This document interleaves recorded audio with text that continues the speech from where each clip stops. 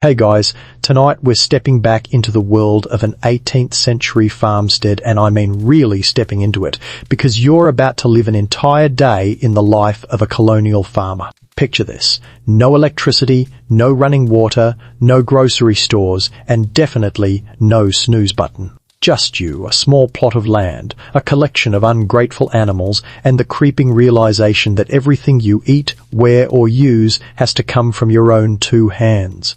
It's farming, but not the romantic Instagram feed kind. This is the version where a bad harvest means your family starves, and honestly, you probably won't survive this without losing at least one tooth to scurvy. So, before you get comfortable, take a moment to like the video and subscribe, but only if you genuinely enjoy what I do here. Drop a comment with where you're listening from and what time it is for you. I love seeing the little community we've built across time zones. Now, dim the lights, maybe turn on a fan for that soft background hum, and let's ease into tonight's journey together. It's sometime around 4:30 in the morning, maybe earlier. You can't actually tell, because clocks are expensive luxuries, and the only timepiece you trust is the rooster currently screaming his head off outside. You're lying on what generous people call a bed, a wooden frame strung with rope webbing, topped with a canvas sack stuffed with straw, and covered with whatever threadbare blankets you've managed to keep from falling apart. The straw tick beneath you has compressed during the night into lumpy, uneven ridges that have left your hip aching and your shoulder numb. You shift slightly, and the straw rustles like you're sleeping on a pile of autumn leaves, which honestly isn't far from the truth. The darkness is absolute.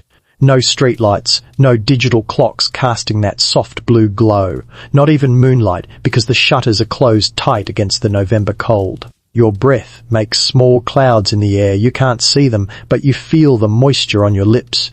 The temperature inside your house is maybe 45 degrees, and that's actually better than outside. The fire in the keeping room hearth has died down to barely glowing coals, and frost has crept across the inside of your window glass in delicate, mocking patterns. You don't leap out of bed. Nobody leaks out of bed in 1750s Pennsylvania. You lie there for a moment, gathering the mental fortitude to leave this inadequate but familiar warmth, running through the day's tasks like a pre-dawn inventory of suffering. The cow needs milking. The pigs need feeding. The chickens need checking. The fire needs rebuilding. The water needs hauling. And that's all before you can even think about eating anything yourself.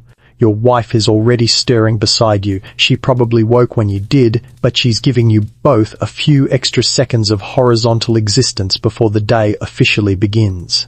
In the trundle bed pulled out from under your frame, your two youngest children are still asleep, their breathing soft and even. The older kids, 12 and 14, sleep in the loft above, and you can already hear the floorboards creaking up there. They know the morning routine as well as you do. You swing your legs over the side of the bed, and the cold air hits your feet like a slap. You're wearing the same linen shirt you wore yesterday. It's basically a long nightshirt that you'll keep on all day under your waistcoat and jacket. The concept of pajamas won't become widespread for another century or so, which means your day clothes and night clothes are essentially the same, slightly musty garment. You pull on your breeches, your stockings, your shoes that you stuffed with straw last night to keep the mice from nesting in them. Historians still argue whether the average farm family changed undergarments daily or weekly, but let's be honest, daily laundering would require daily water heating, and you've got approximately zero time for that kind of luxury. The roosters are really going now. You've got 3 of them because apparently one wasn't annoying enough, and through the shutters you can detect the very faintest suggestion of pre-dawn grey. Not sunrise, not even close. Just that subtle shift from absolutely pitch black to marginally less pitch black that tells you morning is coming whether you're ready or not. You stand there in the dark for a moment, letting your eyes adjust to nothing, and you think not for the first time about how your entire existence is dictated by the sun. When it's up, you work. When it's down, you sleep. You are a human sundial, and right now dawn is still 45 minutes away, but you're already moving because livestock don't care about your personal comfort schedule. Here's the reality check. Nobody mentions in the pastoral paintings of colonial farm life. Every single morning starts like this, in darkness, in cold, in the certain knowledge that the next 14 hours will be an uninterrupted parade of physical labour, occasionally punctuated by brief moments of sitting down. Your body aches in places you didn't know existed until you started farming. Your hands are permanently rough, and somewhere in your still-sleep foggy brain you wonder if that cousin who became a shopkeeper in Philadelphia really had the better idea. But there's no time for existential farming crises. The rooster's still screaming, the sky's getting lighter, and you've got approximately 700 things to do before you're allowed to eat breakfast. You move toward the door, ready to face the cold, the dark, and the unrelenting optimism of barnyard animals who think 4:30 a.m. is a perfectly reasonable time to demand food.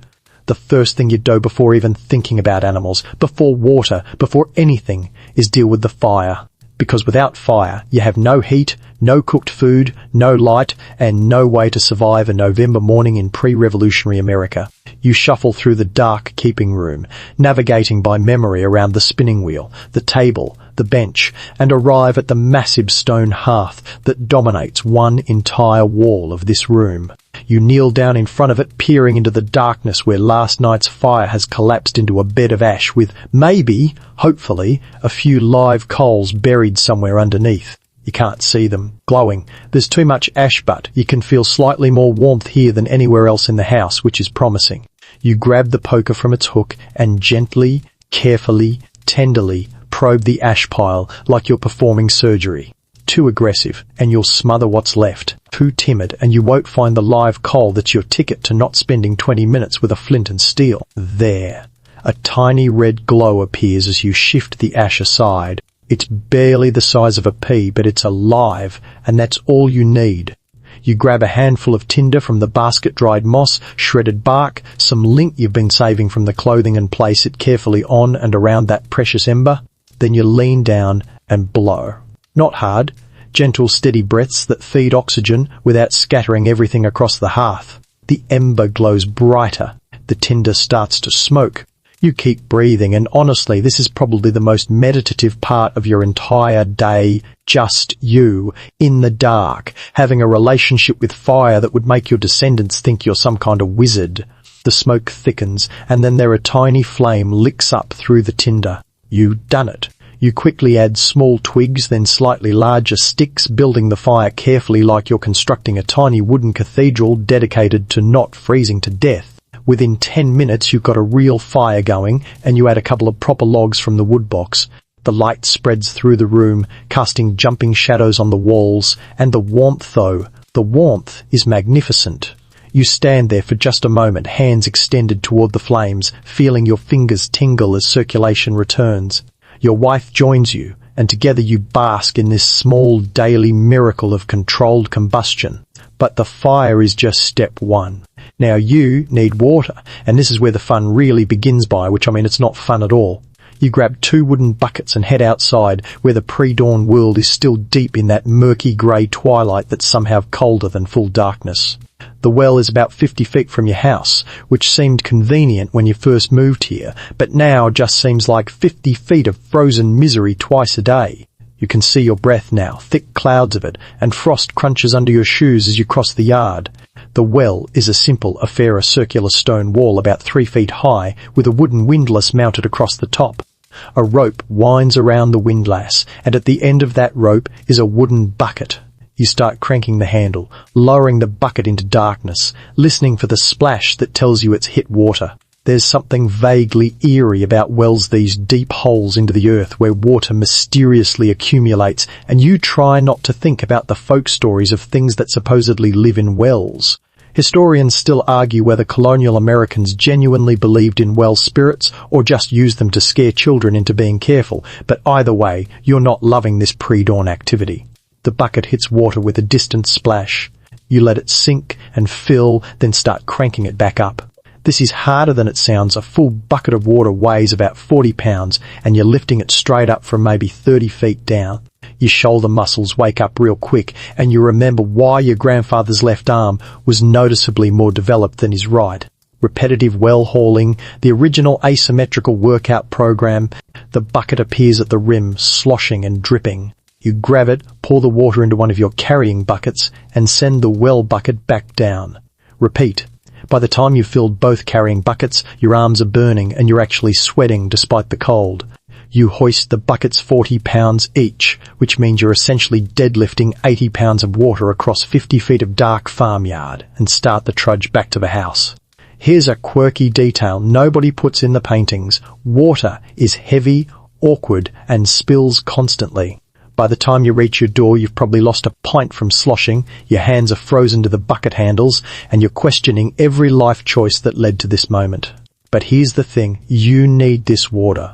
For cooking, for washing, for drinking, for literally staying alive. The average 18th century farm family uses about 20 to 30 gallons of water per day, which means you'll be making this well trip multiple times before noon.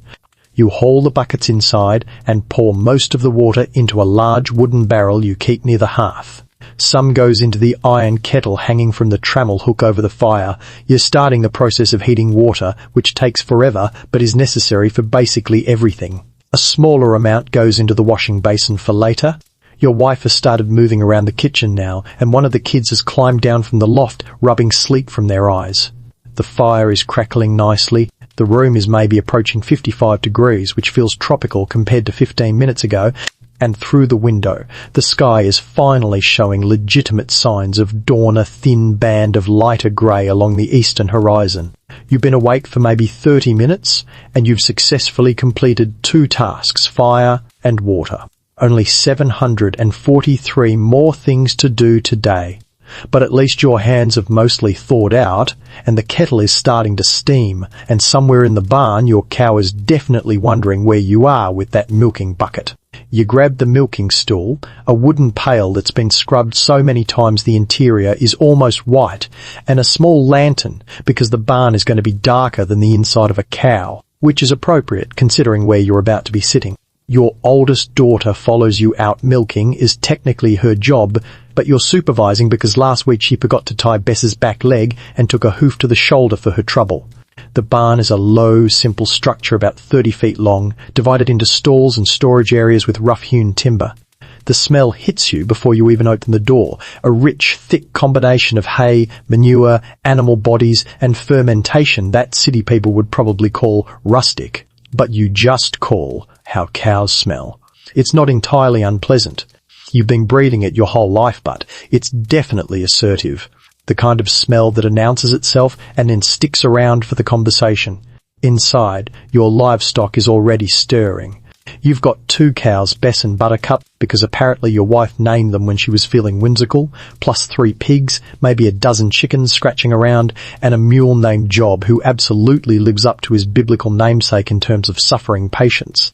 Everyone's awake now, and they're all looking at you with that aggressive expectation that only hungry farm animals can muster. Bess lows at you, a deep, resonant sound that vibrates through the barn. She knows the routine. Knows the routine. You know the routine? This is a transaction as old as agriculture itself. You provide food and shelter, she provides milk and eventually calves, and everyone pretends this is a mutually beneficial arrangement and not borderline extortion. First things first, mucking. Because before you can milk, before you can feed, you need to deal with the reality that your animals have spent the night producing impressive quantities of manure. You grab the wooden shovel and start in Bess's stall, scooping up the soiled straw and dumping it into a wheelbarrow. The pigs have been even more productive, which is saying something, and the chicken area is a minefield of droppings that you'll need to navigate carefully. Here's your mainstream historical fact. Delivered naturally, the average dairy cow in the 1750s produced about 3 to 4 gallons of milk per day, roughly half what modern breeds produce, which means you need multiple cows to supply enough dairy for your family, plus a small surplus to trade. Bess is a decent producer, Buttercup less so, and you've been considering whether to keep her through another winter or trade her for something more reliable. You haul the wheelbarrow out to the manure pile behind the barn, a steaming composting mountain of animal waste that'll break down over months and eventually become the fertilizer you'll spread on your fields come spring. Nothing is wasted on an 18th century farm. Even feces has a career trajectory. Back inside, you start distributing hay. The cows get generous portions, maybe 20 pounds each, which you fork down from the loft above. The pigs get kitchen scraps mixed with whatever grain you can spare, though spare is a generous word considering your grain stores need to last until next harvest. The chickens get scattered corn and whatever bugs and seeds they can find scratching around the barn floor. They're mostly self-sufficient, those chickens, which is why every farm has them. Now comes the milking. Your daughter positions the stool beside Bess, who's being tied in her stanchion and is contentedly working through her hay breakfast. The trick with milking is consistency, samey time every day, same gentle approach, same rhythm. Cows are creatures of routine, and any variation makes them nervous, and nervous cows don't let down their milk properly. Your daughter starts the process, her forehead pressed against Bess's warm flank, her hands working the teats in that alternating squeeze and pull motion that looks simple but takes months to master. The first streams of milk hit the pail with a metallic ping that gradually softens to a foamy whisper as the milk level rises. It's actually kind of meditative, this rhythmic squeezing, the warm barn, the gentle sounds of animals eating. If your back didn't hurt and your hands weren't freezing and you didn't have 8,000 other things to do, you might actually enjoy it. But then Bess decides she's had enough of standing still and shifts her weight, nearly knocking over the half-full pail. Your daughter catches it just in time, shooting the cow a look that suggests their relationship is more complicated than pastoral paintings would imply.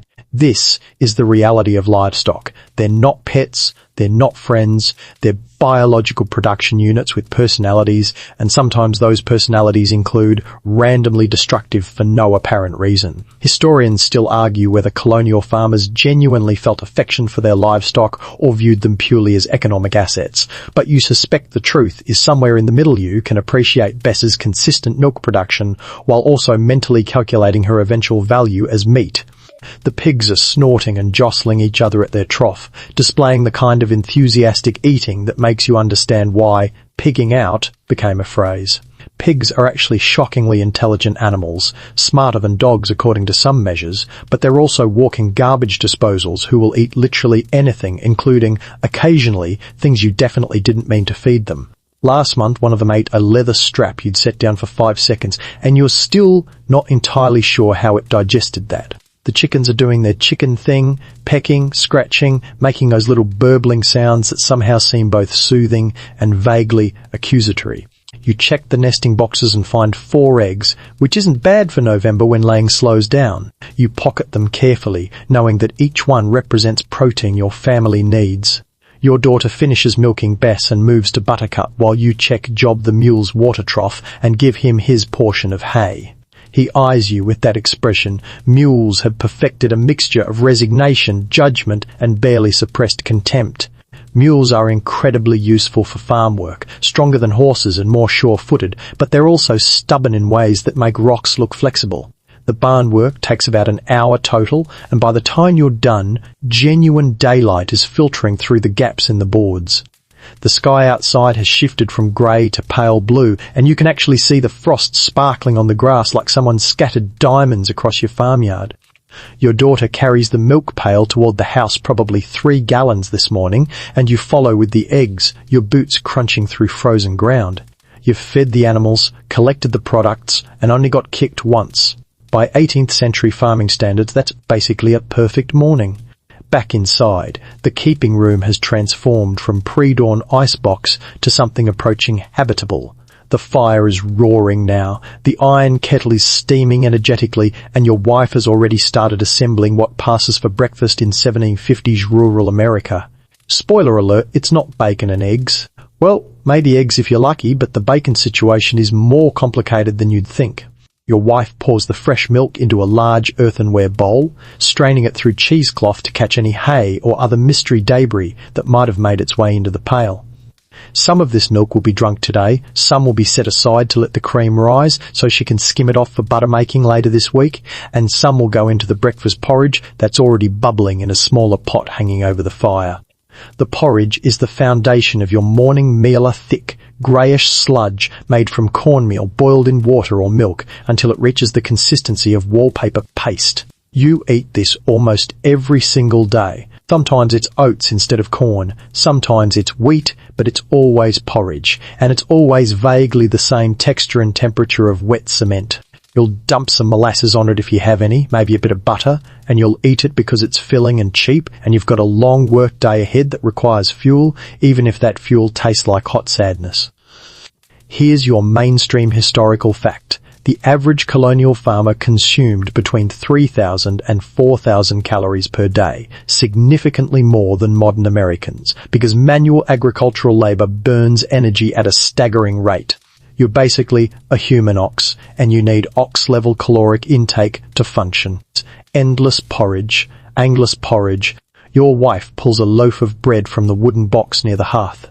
She baked it 2 days ago in the brick oven outside, and it's already getting stale, but stale bread is still bread. She cuts thick slices with a large knife, and you notice she's being conservative with the portions because the flour supply is running lower than you'd like for November. You made a mental note last week to see if the miller would extend credit for another bushel, but you already owe him from September, and at some point these debts start accumulating into actual problems. The children are gathering around the table, now a long, rough-hewn plank supported by trestle legs that you made yourself 3 years ago. It's not level, it probably never will be level, but it holds plates and serves its purpose, which is really all you can ask from furniture you constructed with hand tools while slightly drunk. Your oldest son brings in more firewood from the stack outside, and you notice he's finally growing into those gangly teenage limbs, probably strong enough now to handle a full day of field work, which is good because you need the help. Your youngest, barely 6, is already learning to card wool, sitting in the corner with a pair of hand carders, pulling them across each other in that rhythmic motion that transforms tangled fleece into aligned fibres. Child labour, yes, but also child education. They're learning the skills they'll need to run their own households someday. Breakfast gets assembled with practiced efficiency. Wooden bowls filled with porridge, slices of bread, a small crock of butter that your wife made last week. The eggs you collected this morning get cracked into a pan and scrambled over the fire. 4 eggs divided among 7 people means everyone gets about half an egg, but protein is protein. There's also some cold meat from Sunday's dinner, a bit of pork that's been hanging in the larder, and you slice it thin to make it stretch. Here's your quirky detail. Many 18th century farm families ate their breakfast standing up or perched on benches rather than sitting formally, treating it more like a quick refueling stop than a meal. Chairs were often reserved for the elderly or for formal dinners, and the concept of everyone sitting down together for breakfast was more aspirational than actual. You lean against the table, shovel porridge into your mouth, and contemplate the day ahead while your jaw works mechanically. The porridge is hot, almost painfully so, and tastes like boiled grain with molasses. It's not good, but it's not terrible either. It's just food, and food is the thing standing between you and starvation, so you develop a relationship with it that's more pragmatic than passionate. You eat because you must. Enjoyment is a happy accident.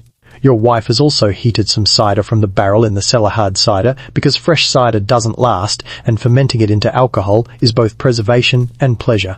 You're drinking mildly alcoholic apple juice at 6 in the morning, and this is completely normal because, remember, the water from the well might make you sick, milk doesn't last long, and tea costs money you don't have. So, cider for breakfast. Your descendants will judge you for this, but your descendants have municipal water treatment plants and aren't dealing with 18th century hydrology. The bread is dense and hearty, made from rye and wheat flour with a coarse texture that requires serious chewing.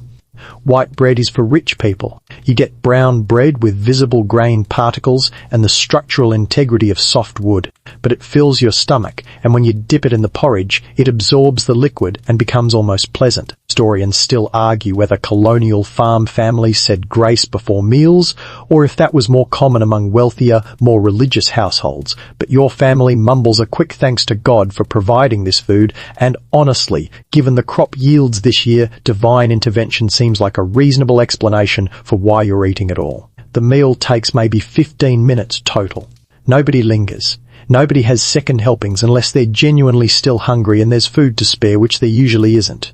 You eat, you drink your cider, you wipe your mouth with the back of your hand because napkins are for fancy people, and you stand up ready to face the actual work of the day. Your stomach is full, not satisfied, but full, which is really the goal. The porridge sits heavy and warm inside you, a dense knot of calories that'll sustain you through the next 4 hours of physical labour until the mid-morning break.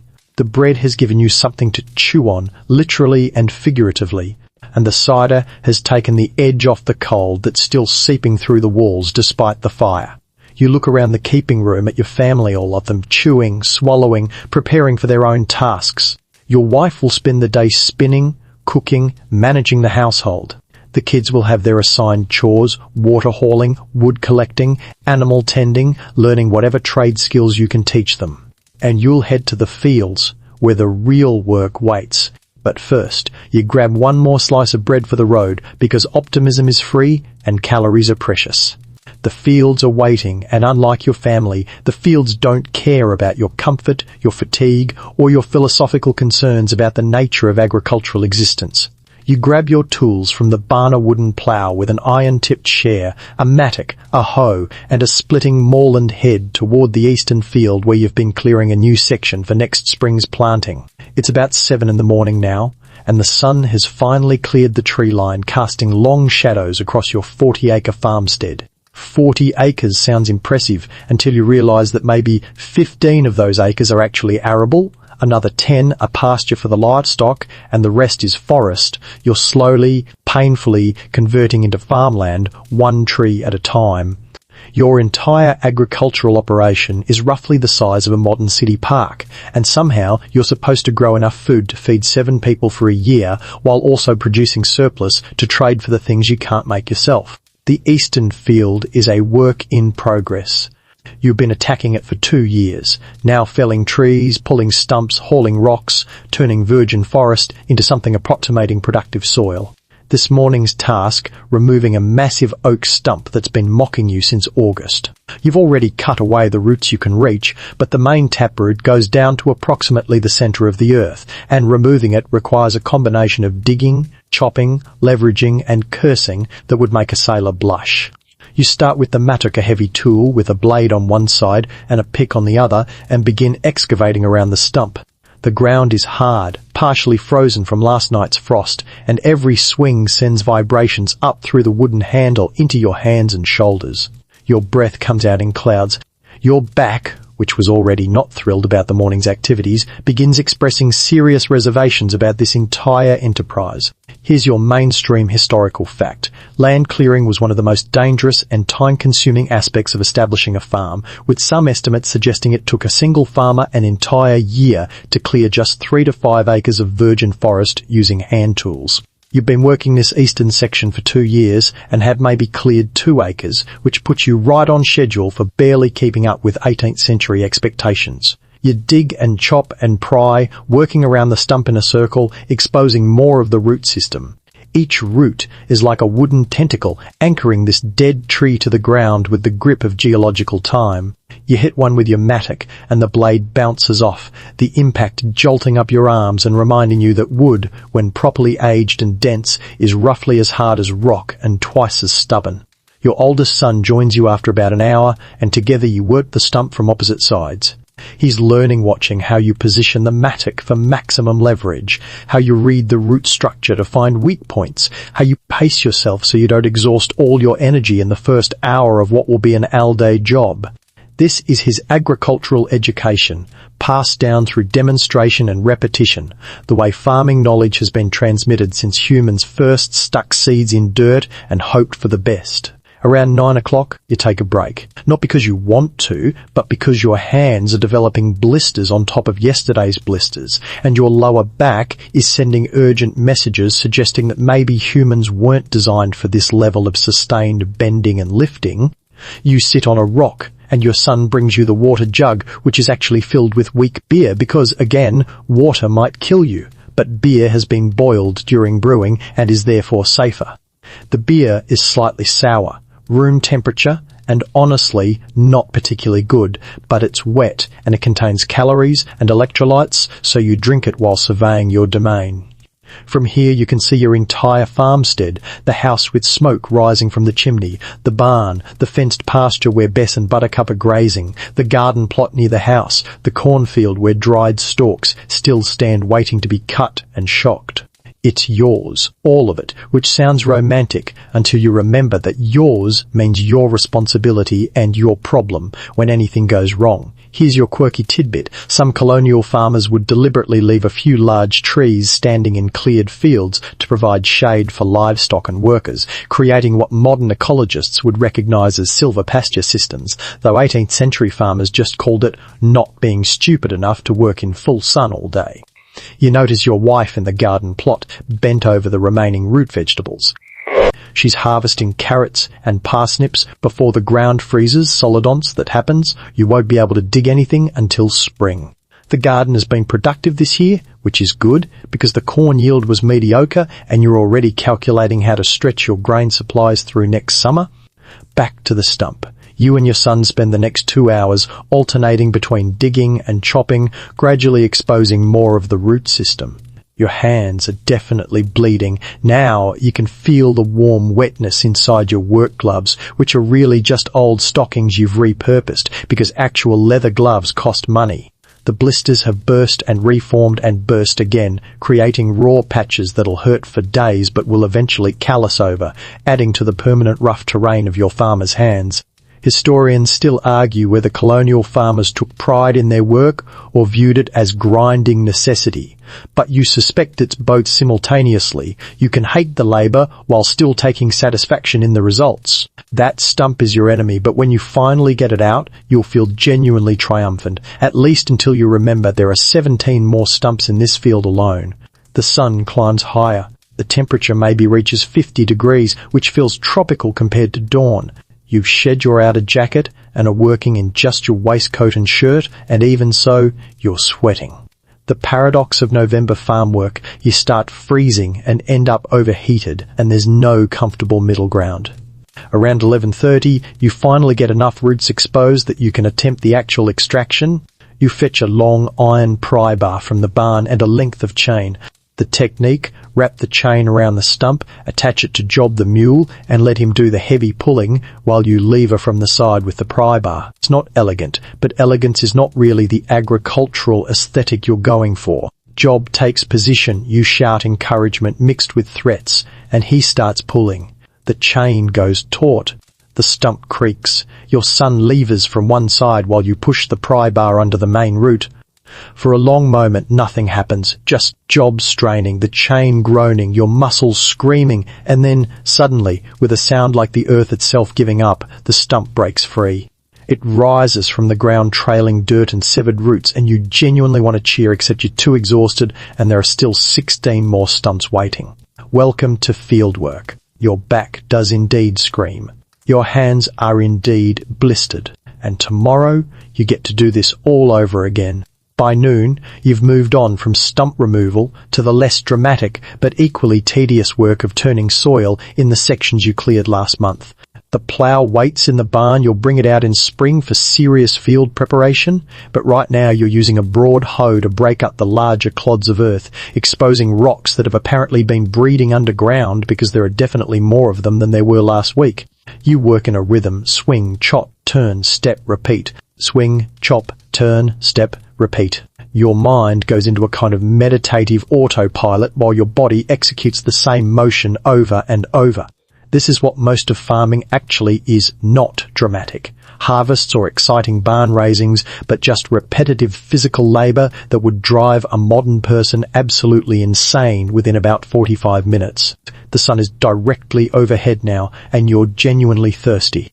Not the casual, I could use a drink, thirsty, but the my mouth tastes like I've been chewing on a wool sock, kind of thirsty that comes from 3 hours of heavy labour in dry November air. You stick your hoe in the ground and head toward the shade of an oak tree at the field's edge where you've stashed your water jug. Except it's not actually a water jug. It's beer. Because here's the thing, your descendants will find hilarious. You're about to drink alcohol because the water might literally kill you. Let me explain.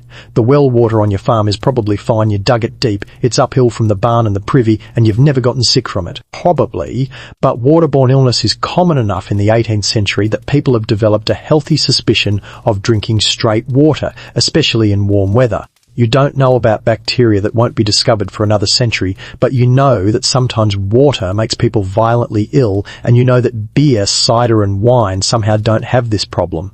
The reason, though you don't know it, is that brewing involves boiling, which kills the microorganisms that cause dysentery, typhoid, and cholera. The alcohol itself also provides some antimicrobial protection. So the safest thing to drink is actually weak beer, usually around 2 to 3% alcohol, roughly half the strength of modern beer, which you consume in quantities that would alarm contemporary workplace safety officers. Here's your mainstream historical fact. The average adult in colonial America drank approximately 30 to 40 gallons of beer or cider per year, and children drank proportionally smaller amounts because fermented beverages were genuinely safer than untreated water. You are literally keeping your family alive through mild, continuous intoxication, and nobody thinks this is weird. You sit under the oak tree, which provides shade that's more symbolic than actual, since the November sun isn't particularly intense anyway, and you take a long pull from the jug. The beer is warm room temperature, because refrigeration won't be invented for a while and tastes like slightly funky bread water with a yeasty aftertaste. It's not good. Your distant descendants will pay $12 for craft beer that's specifically designed to taste like this, and you'd find that absolutely baffling. But it's wet, and it takes the edge off your thirst, and honestly, the mild alcohol probably takes the edge off your awareness of how much your entire body hurts. You sit there for maybe 10 minutes, drinking, breathing, and trying not to think about how you've only been working for about 5 hours, and you've got at least 7 more to go. Your daughter appears from the direction of the house, carrying a basket covered with a cloth. Mid-morning snack delivery, which means your wife has sent out some sustenance to keep you functioning until the midday meal.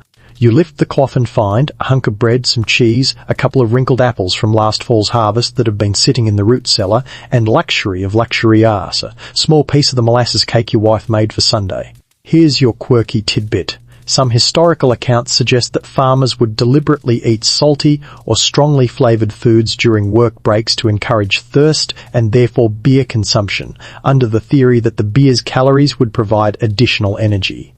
Whether this was calculated nutrition or just an excuse to drink more beer during work hours remains charmingly ambiguous. You eat slowly, actually tasting the food instead of just shoveling it in like you did at breakfast. The bread is still stale but pairs nicely with the sharp cheese. The apples are mealy and soft but retain enough sweetness to be pleasant. And that molasses cake-a-dark, dense, sweetened with Caribbean molasses that your great-grandfather probably helped produce as a slave, though you try not to think too hard about the economics of sweetnesses, genuinely delicious. Your daughter sits with you for a moment and you ask about her morning tasks. She's been helping your wife with the endless spinning. They're trying to produce enough thread to weave cloth for winter clothes, and it takes approximately forever. She demonstrates her sore thumb from holding the spindle, and you show her your bleeding palms from the mattock, and you both acknowledge that farm life is basically a competition to see whose body parts can hurt the most simultaneously.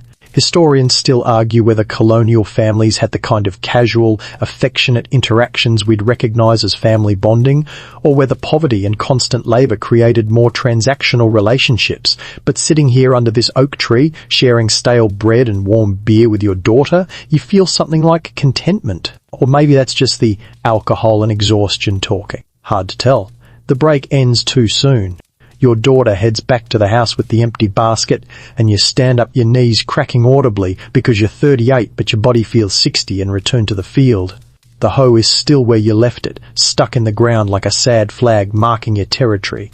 You pull it free and resume the rhythm. Swing, chop, turn, step, repeat. The beer has helped. You're hydrated, you've got some calories in your system, and the mild buzz has temporarily convinced your brain that you're not exhausted. This state will last approximately 30 minutes before reality reasserts itself, but you'll take what you can get. The sun continues its arc across the sky. Your shadow shortens and then starts lengthening again. Birds wheel overhead, probably mocking your lack of flight capability. And somewhere in the distance, you hear your neighbor's cow lowing, a sound that carries across the valley like rural Morse code. We too are trapped in this agricultural nightmare. Solidarity. You swing the hoe. You chop the earth. You turn the soil. You step forward and repeat. Welcome to the other 90% of farming that nobody ever writes songs about. Around 2 in the afternoon, you abandon the field work and shift your attention to the kitchen garden, a plot of maybe half an acre situated near the house where your family grows. The vegetables that'll determine whether you eat interesting food or just turnips for the next 6 months. The garden is your wife's primary domain, but today she's occupied with spinning and you've been voluntold to handle the ladies' ease and maintenance. The kitchen garden looks like the aftermath of a small vegetable war. The summer crops tomatoes, beans, squash halve long since been harvested, leaving behind brown, withered stalks that need pulling. The fall crops carrots, parsnips, turnips, cabbage, onions are still in the ground, some ready for harvest, others needing a few more weeks. And then there's the perpetual battle against weeds, which apparently never got the memo that growing season is over. You kneel in the dirt, your knees immediately protesting because they've already had a long day, and this kneeling business is really pushing their tolerance and start pulling dead bean plants. The stalks come up easily, roots and all, trailing dried soil. You pile them at the edge of the garden. Later you'll haul them to the compost heap where they'll rot down into next year's fertilizer. Nothing is wasted. Everything is recycled. Your farm is a closed-loop system because it has to bear. There's no garden centre where you can buy bags of fertilizer, no grocery store where you can supplement your diet. This garden either produces or you suffer. The carrot bed needs thinning. Your wife planted these seeds thickly in August. You always plant more than needed because germination is unpredictable, and now the surviving seedlings are crowded together like passengers on a ferry. You pull the smaller, weaker carrots, leaving the robust ones with space to grow. The thinned carrots are tiny, barely bigger than your finger, but they're still edible, and you pocket them for tonight's stew. Here's your mainstream historical fact. Kitchen gardens typically provided the majority of a farm family's vegetable intake, with surveys from the period suggesting that gardens produced everything from medicinal herbs to flax for linen, creating what historians now recognise as incredibly biodiverse micro-farms within the larger agricultural operation. Your little half-acre plot contains maybe 30 different plant species, from practical potatoes to medicinal chamomile to dying plants like madder root. You move to the cabbage patch, where the heads are starting to firm up nicely. Cabbage is a miracle vegetable for colonial Farmstead, grows well in cool weather, stores for months if you do it right, and can be eaten fresh, pickled, or fermented into sauerkraut. You'll harvest these in another week or so before hard frost, and your wife will pack them in the root cellar with straw between the heads, creating a cabbage reserve that'll last into March if you're lucky. But right now, the cabbages have aphids. Tiny green insects cluster on the undersides of the leaves, sucking plant juices and generally being the kind of agricultural pest that makes you understand why humanity eventually invented chemical warfare. You can't exactly spray pesticides. Those won't be invented until the next century, so you do what colonial gardeners have done forever. You pick them off by hand. This is exactly as tedious as it sounds. You pinch the aphids between your thumb and finger, feeling them squish in a way that's both satisfying and slightly revolting. Some cabbages have dozens of the little vampires. You work your way through the patch, squishing systematically, while contemplating the fact that your Harvard-educated descendants will think this is beneath them, but will happily pay extra for organic vegetables that were grown using exactly this labor-intensive pest management technique.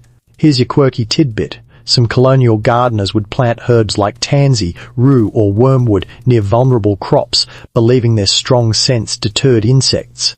Whether this actually worked or was just agricultural optimism remains a subject of debate, but it at least made the garden smell interesting. The onion bed needs weeding. The onions themselves are doing fine. They're hardy plants that basically grow themselves. But the space between rows has sprouted an impressive collection of chickweed dock and what you're pretty sure is purslane, though purslane is actually edible, so maybe that gets a pass. You start pulling weeds, creating a rhythm: grab, yank, toss. Grab, yank, toss. Your hands are already destroyed from the morning's mattock work, so what's a few more plant-related injuries? The soil is good here, dark and crumbly from years of composting and careful management. Your wife has been adding kitchen scraps, wood ash from the fireplace, and composted manure to this garden for years, building up the organic matter. Good soil is everything in farming. You can have the best seeds and perfect weather, but if your soil is depleted clay hardpan, you're going to have a bad time. You notice a groundhog hole at the edge of the garden and make a mental note to deal with that situation. Groundhogs are adorable right up until they eat half your vegetable crop, at which point they become enemies of civilization who must be trapped and relocated. Or eaten, probably eaten because meat is meat and you're not particularly sentimental about rodents. Water is the next challenge. The garden needs watering. Even in November the fall crops are still actively growing, and while it rained 3 days ago, that's ancient history in agricultural time. You haul water from the well using those same buckets from this morning, making multiple trips across the yard, your arms burning and your back staging a full revolt. Watering a half-acre garden by hand is the kind of task that makes you understand why ancient civilizations invented irrigation. Each bucket holds maybe 3 gallons. Each trip from well to garden and back takes about 5 minutes. The garden needs probably 30 gallons to get a decent soaking. You do the math. That's 10 trips, 50 minutes of work just to give your vegetables a drink. You pour the water carefully at the base of each plant, trying not to waste a drop. The soil darkens as it absorbs the moisture, and you can almost hear the vegetables sighing with relief. Plants are surprisingly communicative if you pay attention. They wilt when thirsty, perk up when watered, yellow when nutrient deficient. You've learned to read these signs over years of observation, creating a wordless dialogue with your crops. Historians still argue whether colonial gardeners used companion planting strategies or whether those techniques are modern, retroactive attributions. But you've definitely noticed that beans seem to do better when planted near corn, and tomatoes appear happier when they're not next to potatoes. Whether there's actual botanical science behind this or just confirmation bias is above your pay grade. By the time you're finished with watering, weeding and pest management, the sun is noticeably lower in the sky. Maybe 4 o'clock. Your clothes are soaked with sweat despite the cool temperature, your hands are filthy, and you've got dirt under your fingernails that won't fully come out until next bath day, which is, optimistically, Saturday.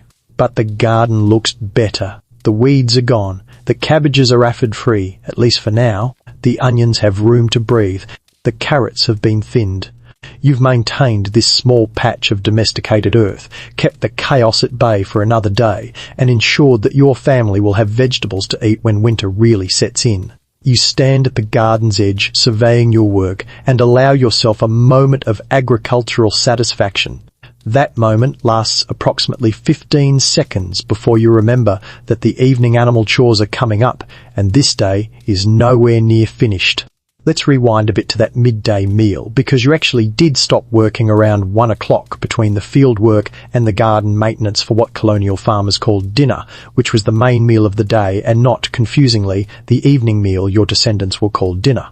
Language is weird, time is meaningless, and you're about to eat cold pie for lunch. You wash your hands in the basin by the door, and by wash, I mean you dip them in water that's already grey from your wife washing vegetables earlier, then dry them on a rag that's seen better decades. The concept of washing hands before every meal with soap is still pretty radical, and soap itself is a precious commodity you make, maybe twice a year, from rendered animal fat and wood ash lye.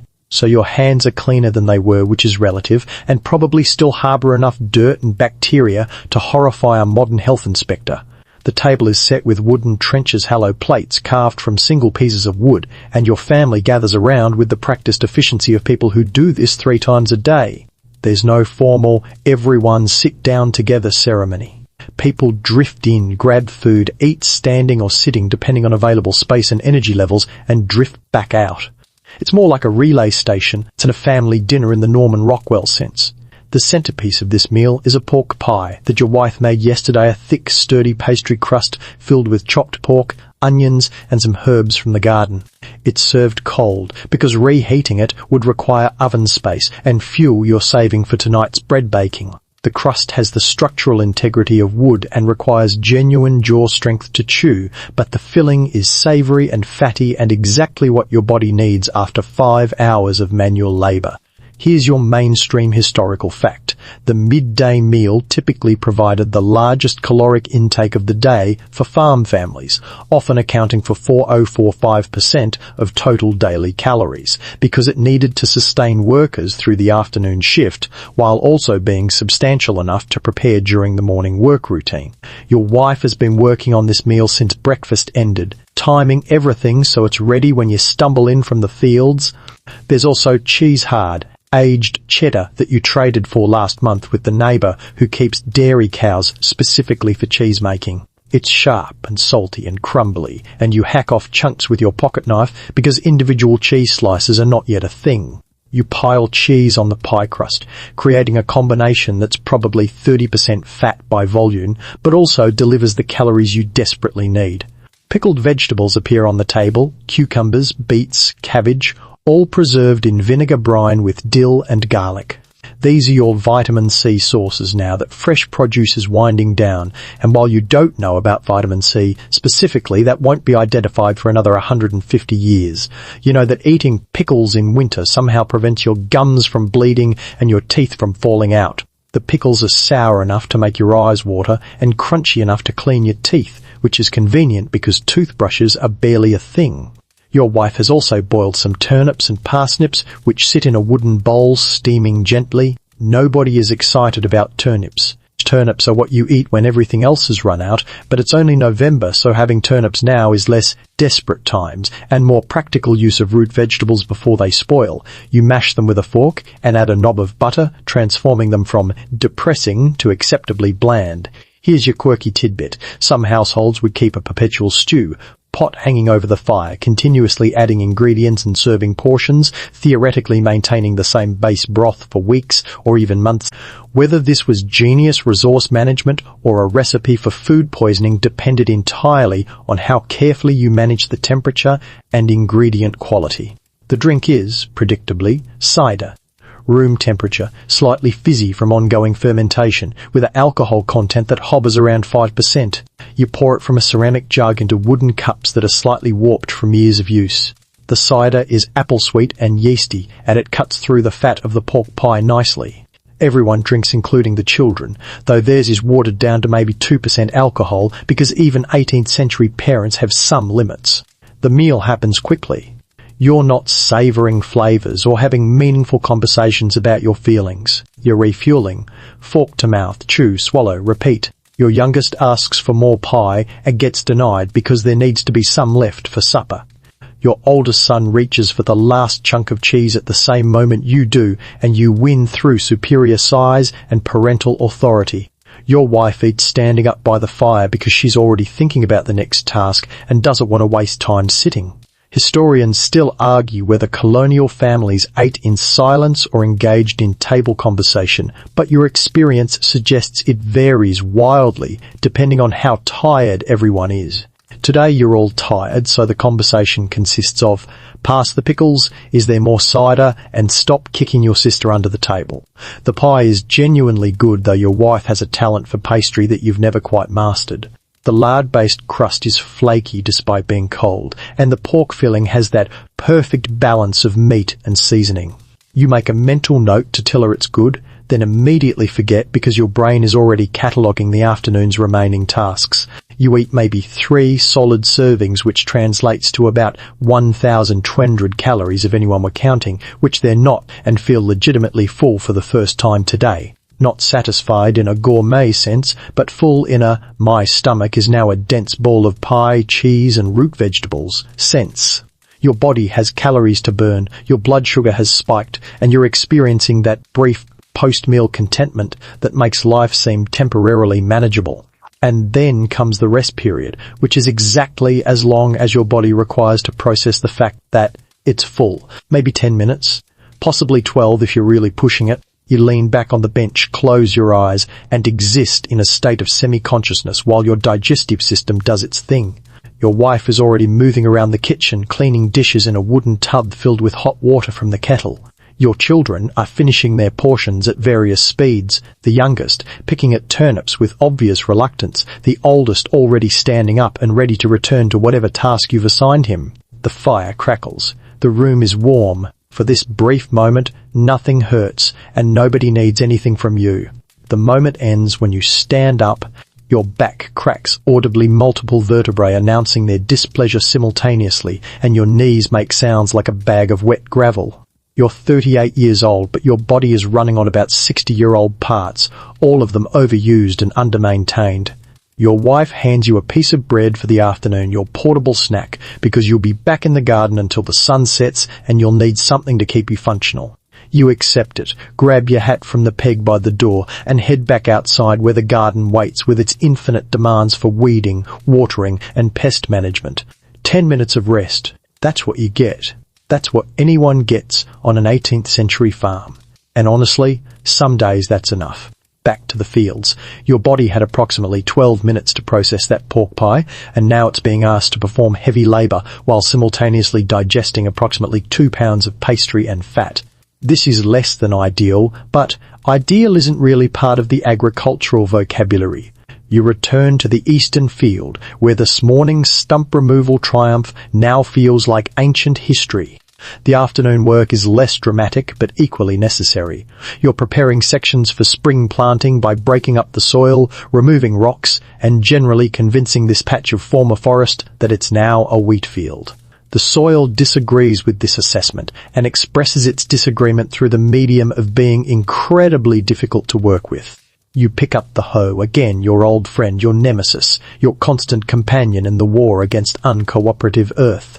The rhythm returns, swing, chop, turn, step, except now your stomach is full and sloshing, your arms are already fatigued from the morning shift, and the afternoon sun, while not particularly hot, is positioned at exactly the wrong angle to shine directly into your eyes every time you look up. Your son works alongside you, attacking a different section with a mattock.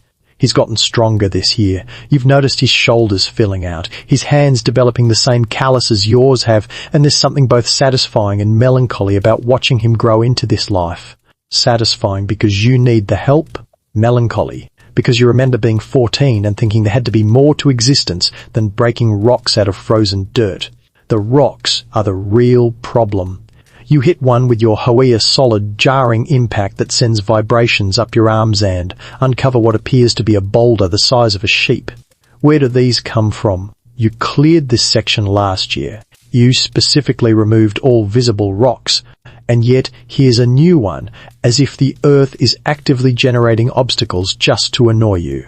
Here's your mainstream historical fact. Glacial deposits left the northeastern colonies particularly rock-rich, with some fields requiring the removal of literally tons of stone before becoming arable, creating the iconic New England stone walls that were basically just farmers stacking their problems at the field edges. You're in Pennsylvania, not New England, but the glaciers apparently didn't respect colonial boundaries and left you with similar geological gifts. You and your son worked together to extract this boulder. Digging around it reveals that it's even larger below ground because of corset eyes, and removing it requires a combination of leverage, profanity, and eventually the mule. Job gets chained to the rock, you pry from one side with an iron bar, your son pushes from the other, and after several minutes of concerted effort during which you definitely pull something in your lower back, the boulder rolls free. You drag it to the field's edge where you've been accumulating rocks all season, building a low wall that serves as both boundary marker and storage solution for geological inconvenience. This wall is about 3 feet high now and probably contains several tons of stone that you've personally excavated and hauled. Your distant descendants will find it picturesque and possibly build expensive houses nearby, specifically for the rustic charm. You find it a monument to suffering. Back to hoeing. The sun moves across the sky with what feels like malicious slowness. You're sweating now despite the November temperature. Physical labour generates heat regardless of ambient conditions, and your shirt is sticking to your back in a way that's going to be deeply unpleasant once you stop moving and the sweat cools. But you can't stop moving, so you continue. Swing, chop, turn, step. Around 3 o'clock, you notice clouds building in the west. Dark clouds. The kind that might mean rain, which would be good for the winter wheat you planted last month, but bad for you currently standing in an open field with metal tools. Lightning and iron farm implements create a combination that occasionally results in farmers getting smited by God, and you'd prefer to avoid that outcome if possible. Here's your quirky tidbit. Some farmers would plant specific lightning trees near their home stall oaks or pines meant to attract lightning strikes away from buildings operating on the principle that lightning prefers tall targets. Whether this actually worked or just created dramatic tree explosions is unclear, but it at least made people feel proactive about atmospheric electricity. You work faster, trying to finish this section before the weather turns. Your son notices the clouds too and picks up his pace, both of you racing against meteorology. The wind shifts, bringing that particular smell that precedes rain, a combination of ozone, dust, and atmospheric change that every farmer knows intimately. The wheat you're so worried about, the winter wheat planted in September, is currently just green shoots maybe 3 inches high, struggling to establish root systems before winter truly sets in. Winter wheat is a gamble. Plant it in fall, hope it survives the cold, harvest it in early summer. The advantage is you get a crop earlier than spring-planted wheat. The disadvantage is that a hard winter can kill it completely, leaving you with nothing and having wasted both seed and labour. That hailstorm last week, the one mentioned in passing this morning, actually did damage some sections. You walked the field yesterday and found patches where the young plants had been beaten flat, their delicate leaves shredded by ice pellets. Some will recover, some won't. You won't know until spring which is which, so you just have to wait and hope and maybe pray, depending on how religious you're feeling. Historians still argue whether colonial farmers were genuinely pious or just pragmatically religious, hedging their bets with a deity who controlled weather and harvests, but standing here watching those dark clouds approach, you're definitely open to divine intervention if it's available. The first fat raindrops hit around 3:30. You and your son grab the tools and jogwell, shuffle quickly toward the barn. The rain intensifies as you move, transitioning from drops to sheets, and by the time you reach shelter, you're soaked through. Your shirt clings to your skin, your hair is plastered to your forehead, and water is running down your back in rivulets. But the tools are safe from rust, you're safe from lightning, and the wheat is getting watered for free, which saves you the impossible task of irrigating several acres by hand. You stand in the barn doorway, watching the rain hammer down, and allow yourself to feel something almost like relief. The afternoon field work is done.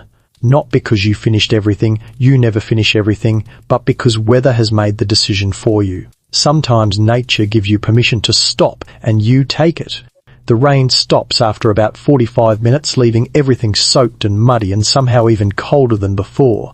You're still wet, standing in the barn and dripping onto the dirt floor, when you remember that animals don't care about weather. They still need tending, and now you get to do it while wearing clothes that feel like cold, soggy dish rags wrapped around your body. The pigs need checking first. You've got 3 of them, 2 sows and a young boar, and they're housed in a pen attached to the barn, where they've spent the rain rooting through mud with the enthusiasm that only pigs can muster for filth. Pigs are remarkable animals, genuinely intelligent and surprisingly clean if you give them proper facilities, but they're also opportunistic chaos agents who will exploit any weakness in their enclosure to embark on unauthorized adventures through your crops. Today's task, castrating the young boar. This is one of those barnyard jobs that seems straightforward until you're actually doing it, at which point it becomes a test of your commitment to agriculture and your tolerance for animal screaming. The boar is about 4 months old, which is the ideal age for this procedure according to every farmer you've consulted, though ideal is doing a lot of heavy lifting in that sentence. You corner the pig with help from your son, which takes longer than expected because pigs are surprisingly fast and motivated by self-preservation instincts that you honestly respect, and eventually manage to restrain him. Your son holds the back legs while you hold the front, and the pig expresses his displeasure through high-pitched squealing that probably violates several noise ordinances that won't be written for another 2 centuries.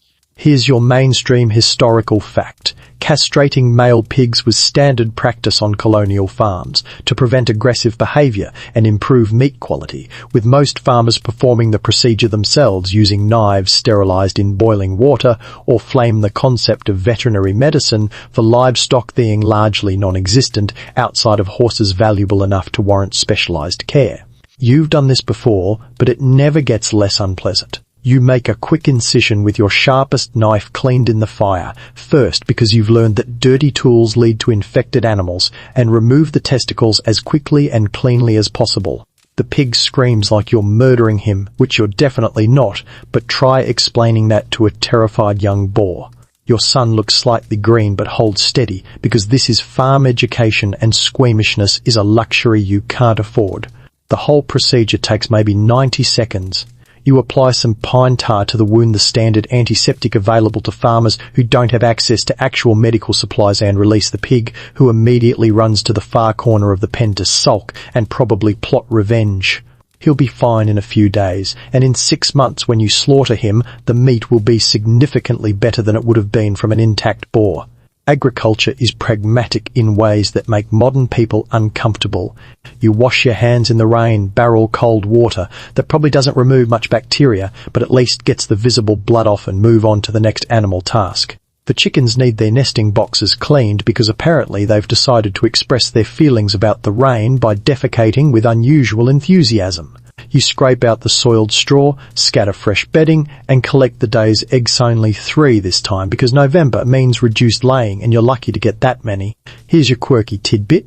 Some colonial farmers believed that hanging a dead crow or hawk in the chicken coop would ward off predators by demonstrating what happened to birds that messed with their livestock, operating on the assumption that predators understood symbolic warnings rather than just seeing free meat. The effectiveness of this strategy remains scientifically unverified.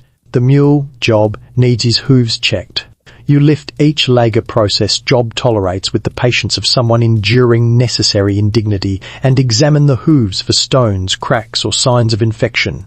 Hoof health is crucial for working animals, and a lame mule means you're either ploughing by hand or not ploughing at all. His hooves look good, which is fortunate, because treating hoof problems with 18th century technology ranges from difficult to decide whether the animal is worth keeping. The cows also need attention. Bess has a cut on her flank, probably from rubbing against the fence that needs cleaning. You dab it with more pine tar, which is apparently your solution to everything medical, and hope for the best. Buttercup seems fine, contentedly chewing her cud and watching you with those large liquid cow eyes that somehow manage to convey both intelligence and complete lack of concern about your problems. You check the barn's structural integrity while you're at it. The rain exposed a leak in the roof where water dripped through onto the hay storage. This is a problem because wet hay leads to mold, and mouldy hay leads to sick animals, and sick animals lead to you having a very bad winter. You make a mental note to patch that section this week, adding it to the endless list of maintenance tasks that seem to multiply faster than you can complete them. Historians still argue whether colonial farmers anthropomorphize their livestock or maintain strict emotional distance, but you know the answer is complicated. You can recognize Bess's individual personality while also knowing she'll eventually become meat. You can appreciate the chicken's quirks while also being ready to cull non-layers. It's not coldness exactly, just practical compartmentalization born from necessity. The afternoon is fading toward evening now. The clouds have cleared and the sun is dropping toward the western horizon, casting long golden light across your muddy farmyard. You're still wet, you smell like pig and pine tar, your back is definitely going to punish you tomorrow for today's activities, and you've got maybe an hour of daylight left for the remaining tasks. You stand in the barn doorway, surveying your small agricultural empire, the house with smoke rising from the chimney, the garden with its neat rows, the fields stretching out toward the tree line, the animals in their various enclosures. It's yours, all of it. The work, the responsibility, the constant problem-solving, the daily negotiation with weather and animals and soil and your own physical limitations. And tomorrow, you get to do it all over again. The pigs will need feeding, the cows will need milking, the fields will need tending, and somewhere, inevitably, another rock will appear in soil you could swear you already cleared. Welcome to animal husbandry, where the education comes whether you wanted it or not. With the livestock temporarily satisfied and the rain having cleared, you return to the house where your wife has been engaged in the eternal battle against decomposition. Because here's the reality of 18th century farm life. Everything you grow, raise, or harvest is actively trying to rot, and your job is to slow that process down long enough to actually eat it. You are essentially fighting entropy with salt, vinegar, and desperate optimism. The kitchen area of your keeping room has been transformed into a preservation workshop.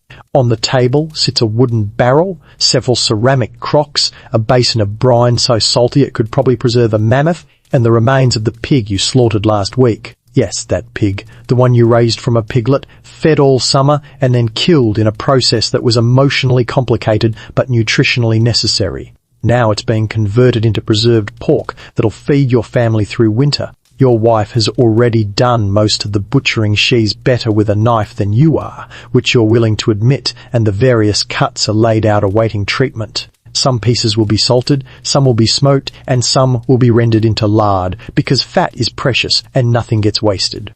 The pig's transformation from living animal to preserved food represents weeks of careful work, and you're joining the process at the preservation stage. You start with the salt pork. This involves taking the fattier cuts, the belly, the shoulder sand, packing them in salt so thoroughly that bacteria can't survive. You layer salt in the bottom of the barrel, place a piece of pork, cover it completely with more salt, add another piece, more salt, and repeat until you've created what looks like a pork and salt archaeological dig. The salt draws moisture out of the meat through osmosis, creating an environment where decomposition is impossible, or at least very slow. Hopefully slow enough. Here's your mainstream historical fact. Salt was so valuable in colonial America that it was often purchased in bulk and represented a significant household expense, with families consuming roughly 50 to 75 pounds annually just for meat preservation, not including cooking and other uses. Your salt expenditure this year is already stretching your budget, and you're eyeing that last 20-pound sack like it's made of crystallized gold. The salt itself is coarse and grey, nothing like the pure white table salt your descendants will take for granted, and it's got a slightly mineral taste from whatever impurities weren't filtered out during production. You work it into the meat with your hands, massaging it into every surface, ensuring complete coverage. Your hands start to sting where you've got cuts and blister salt. In wounds is exactly as unpleasant as the saying suggests, but you keep working because improperly salted meat means your family goes hungry in February. Your wife is working on pickling at the other end of the table. She's got cucumbers, cabbage, and beets, all waiting to be transformed into preserved vegetables through the magic of vinegar. The process is straightforward. Pack vegetables into ceramic crocks, add brine made from vinegar, salt, water, and whatever spices you can spare, then seal everything and hope the acidity prevents spoilage. The vinegar smell is aggressive, sharp, and nose-clearing, filling the room with acetic acid fumes that make your eyes water. Your wife doesn't seem bothered, probably because she's been breathing this all afternoon, or possibly because her nose has given up and gone numb. She's adding dill, garlic, and some peppercorns to the cucumber crock, creating what will eventually become the pickles you'll eat all winter, while pretending they're almost as good as fresh vegetables. Here's your quirky tidbit. Some preservation recipes from the period included genuinely strange ingredients like walnut leaves in pickle brine or alum powder to maintain crispness, with effectiveness ranging from surprisingly functional to mostly superstition, but it can't hurt. Your wife swears by adding grape leaves to her pickle crocks, claiming they keep the cucumbers crunchy, and you're not about to argue with results. You move on to the meat that's designated for smoking. This includes the hams, the rear legs of the pig, and some of the bacon, which at this point is just pork belly that hasn't yet been transformed into the crispy breakfast strips your descendants will worship. These pieces get a dry rub of salt, sugar, and spices. Then they'll hang in the smokehouse for weeks, slowly curing in the smoke from smouldering hardwood. The smokehouse is a small outbuilding about 20 feet from the main house bar, enough that it won't set your home on fire, close enough that you can monitor it. Inside, it's dark and aromatic, filled with the smell of applewood smoke and curing meat. You've got a smouldering fire going in the pit, not flames, just smoke, and you hang the rubbed meat from hooks in the ceiling. The smoke will permeate the meat, adding flavour, while also creating compounds that inhibit bacterial growth. It's chemistry, except you don't know it's chemistry, you just know it works. Back inside, your wife is preparing vegetables for root cellar storage. Potatoes, turnips, carrots, parsnips and onions all need to be sorted, with any damaged ones set aside for immediate eating and the pristine ones designated for long-term storage. One rotting potato in your cellar can spread to others, creating a cascade failure that ruins your entire winter food supply, so this sorting is actually critical. You carry bushels of vegetables down to the root cellar hole dug into the earth beneath a section of the house, accessed through a trapdoor in the floor.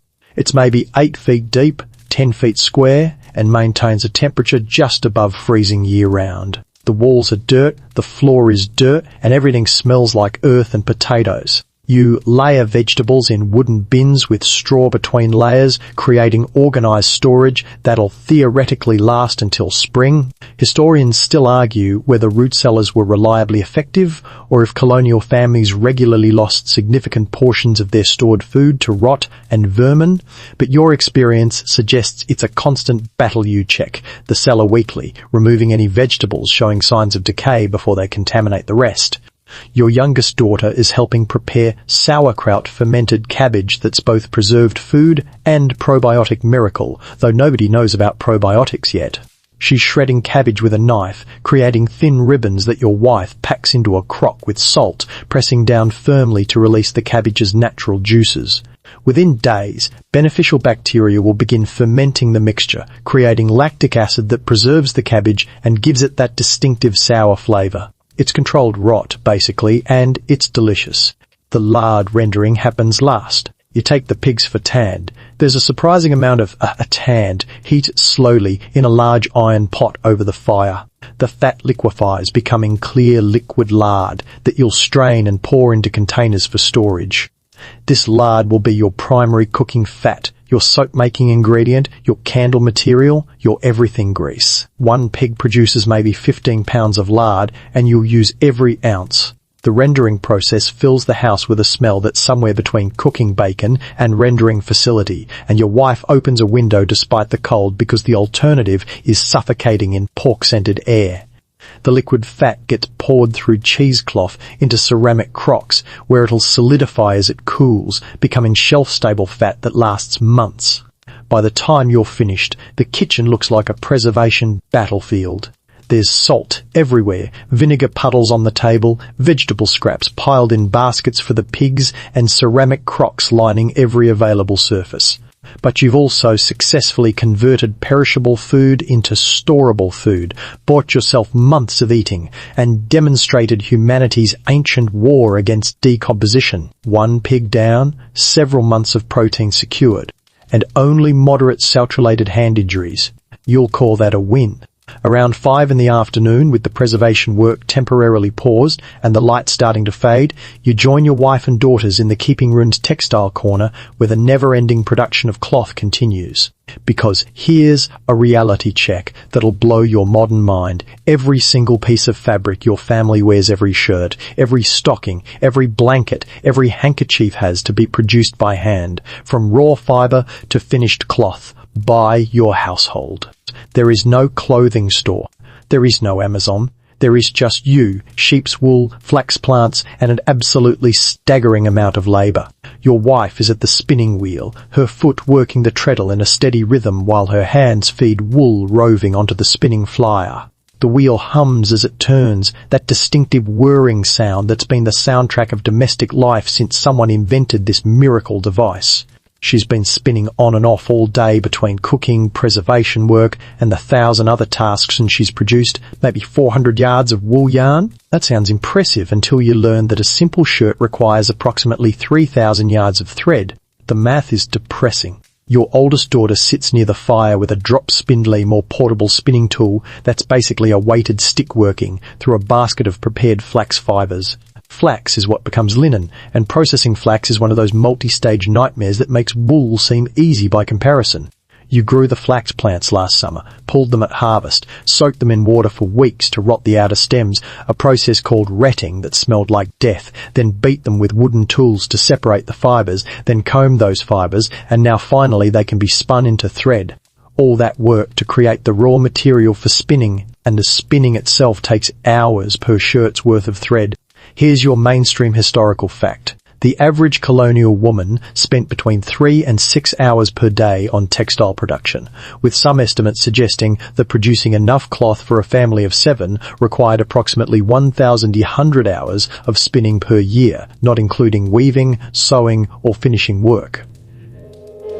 Your wife is basically running a textile factory using her body as the primary machine, and she does this in addition to all the cooking, cleaning, child-rearing and agricultural work.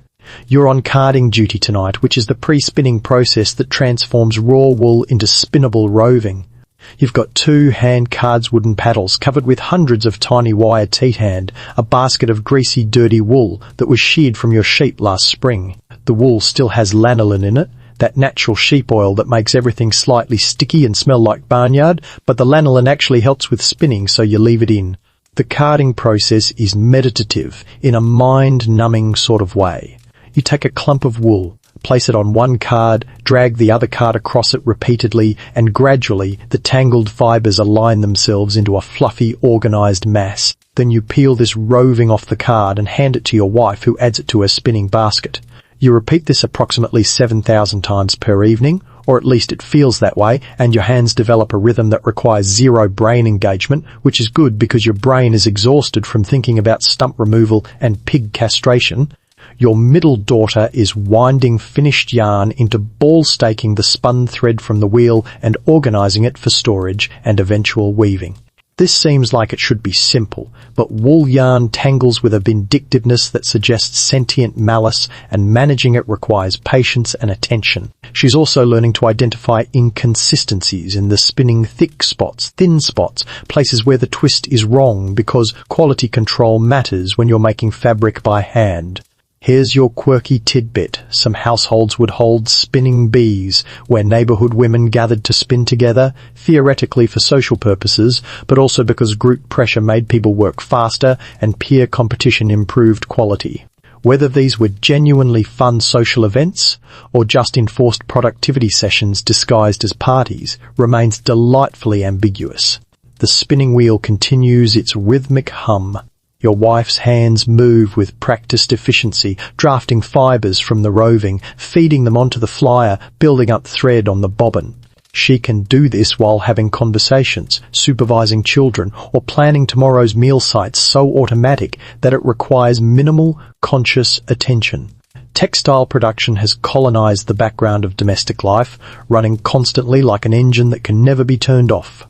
You notice she's working on grey wool tonight from your 3 sheep. You get white wool from 2 and grey wool from 1, giving you a limited colour palette unless you want to get into dyeing, which is a whole other nightmare of mordants, plant materials, and hoping the colour doesn't fade too quickly. Most of your family's clothes are natural wool colours: whites, greys, browns with maybe some indigoed blue pieces if you can afford to trade for indigo or grow enough woad plants to produce your own dye. The conversation while working is sparse but comfortable. Your wife mentions that the wool supply is running lower than she'd like for November, and you'll need to consider whether to trade for more or make do with what you have. Your daughter asks about learning to use the loom next year. She's almost old enough to weave, which would double the household's cloth production capacity. You discuss whether the flax harvest next summer should be larger, given how much linen the family seems to consume. Historians still argue whether textile production was viewed as women's work by necessity or by cultural tradition, but in practical terms it doesn't matter much. The work needs doing. It requires specific learned skills, and your wife has those skills while you demonstrably don't. You tried spinning once and produced something that looked like a yarn crime scene, so you stick to carding, which is hard to mess up. The youngest child, barely 6, sits in the corner with a basket of wool scraps, twisting them into very lumpy, very inconsistent thread using just her fingers. It's not usable yarn, but she's learning the basic motion, developing the muscle memory that'll eventually let her contribute to textile production. Child labour, yes, but also education. She's acquiring the skills she'll need to clothe her own family someday. The candles are lit now tallow candles you made last month from rendered beef fat, which burn with a slightly meaty smell and provide barely enough light to see your hands. Working by candlelight is an exercise in squinting and hoping, and you understand why your grandmother went blind in her 60s. The combination of close work and terrible lighting is basically a recipe for vision loss, but the alternative is stopping work when the sun sets, and there's too much to do for that luxury. The spinning wheel hums.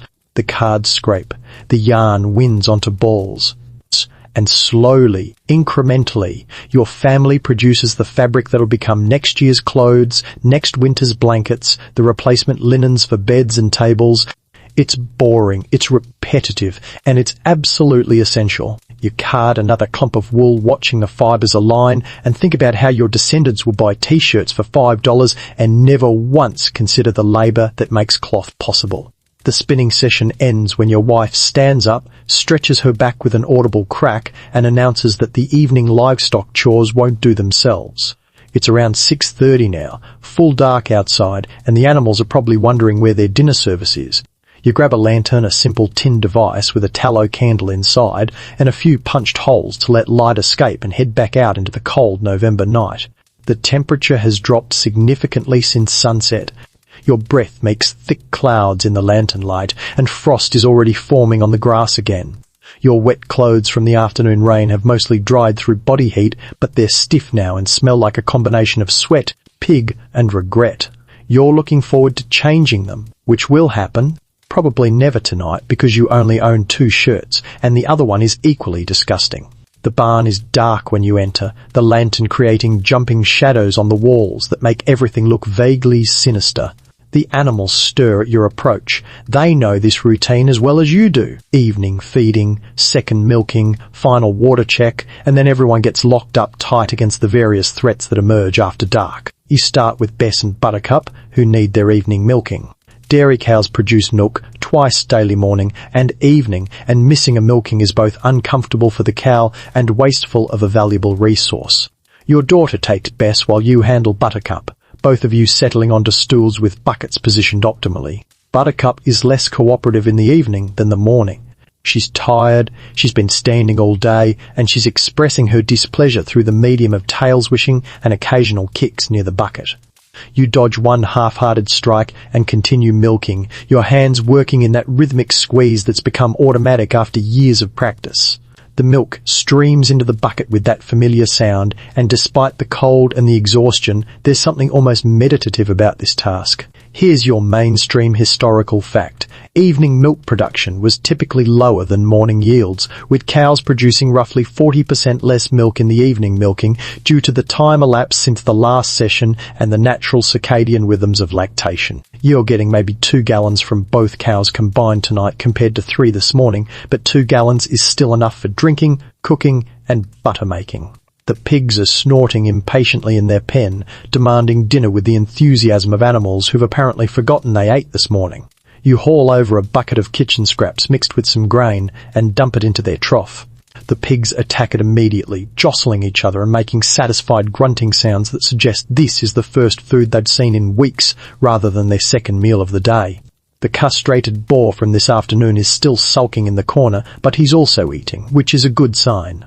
Animals that eat are animals that'll heal, and you make a mental note to check his surgical site tomorrow for signs of infection.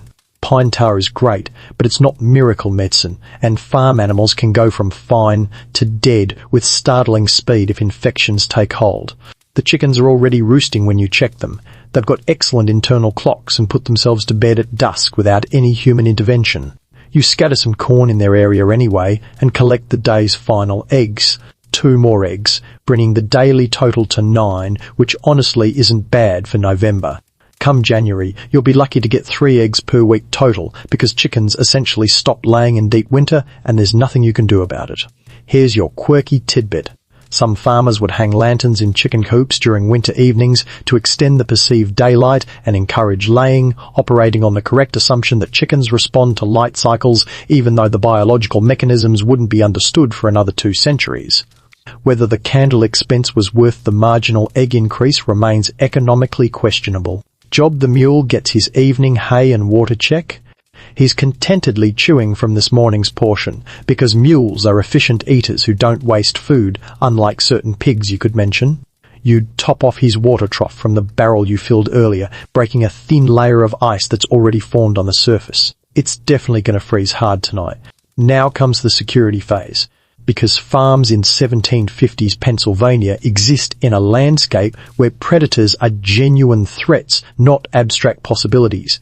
You've got foxes who'd love to eat your chickens, raccoons who'll steal eggs, possibly wolves if they're ranging this far south, honestly more concerning human thieves who might decide your livestock looks easier than working their own farms.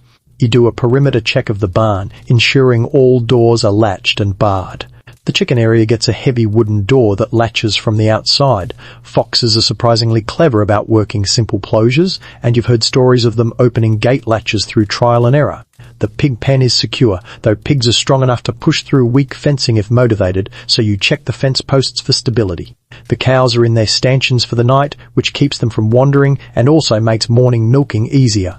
Job has a stall with a half door that he can look over, because mules apparently have opinions about being completely enclosed. Everything is latched, barred, and as secure as wood and iron can make it. You also check the hay storage one more time, making sure that leak from the afternoon rain hasn't caused problems. The hay seems dry enough, but you move a few bales away from the damp spot just to be safe. Wet hay can spontaneously combust under certain conditions, a chemical process involving bacterial decomposition and heat generation that you don't understand but have definitely heard horror stories about. Barn fires are catastrophic events that can destroy your entire agricultural operation in hours, so you're paranoid about anything that might cause one. Historians still argue whether predator threats to colonial livestock were overestimated or genuinely significant, but you know from personal experience that you lost 3 chickens to a fox last spring, and the neighbour 2 farms over lost a calf to wolves in the winter of 4-8, so you're not taking chances.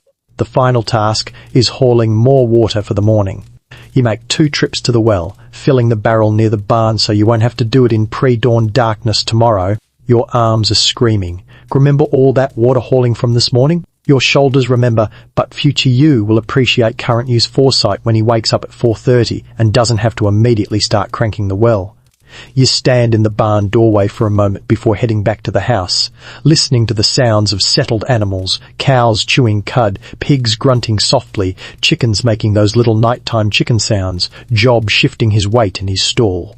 Everything is fed, watered, milked, and secured. Tomorrow you'll do it all again, but tonight, this moment, the work is done.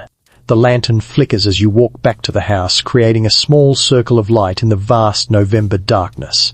Above, stars are emerging in spectacular Claritino light pollution. No atmospheric haze, just the full glory of the Milky Way stretching across the sky like someone spilled diamonds on black velvet.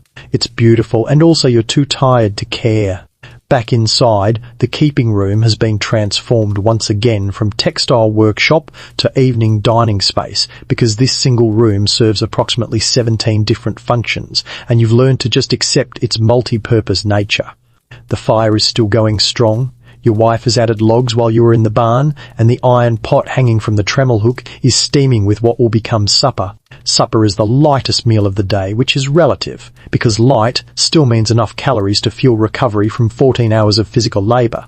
Tonight it's stew, a thick, hearty mixture of vegetables, grains, and whatever protein is available, all simmered together into something approaching edible. Your wife has been building this stew all afternoon, adding ingredients as they became available, creating a meal that's part planning and part improvisation. The base is water and some of the morning's milk that didn't get allocated to butter making. Into this she's added the thinned carrots from the garden, some turnips, parsnips, onions, a handful of barley for thickness, herbs from the dried bundles hanging near the hearth, and chunks of the salt pork you were preserving earlier. The salt pork has been soaking in water for an hour to remove some of the excess salt, because otherwise the stew would be inedibly briny, but it still contributes a salty, fatty richness that makes everything taste more substantial. The stew has been simmering for maybe 2 hours, and the kitchen smells incredible, or at least it does when you're exhausted and hungry. That combination of cooked vegetables, pork fat, and herbs creates an aroma that triggers something primal in your brain, the part that recognizes food and safety and warmth. You lean over the pot, breathing in the steam, and your stomach growls audibly despite the pork pie you ate 6 hours ago.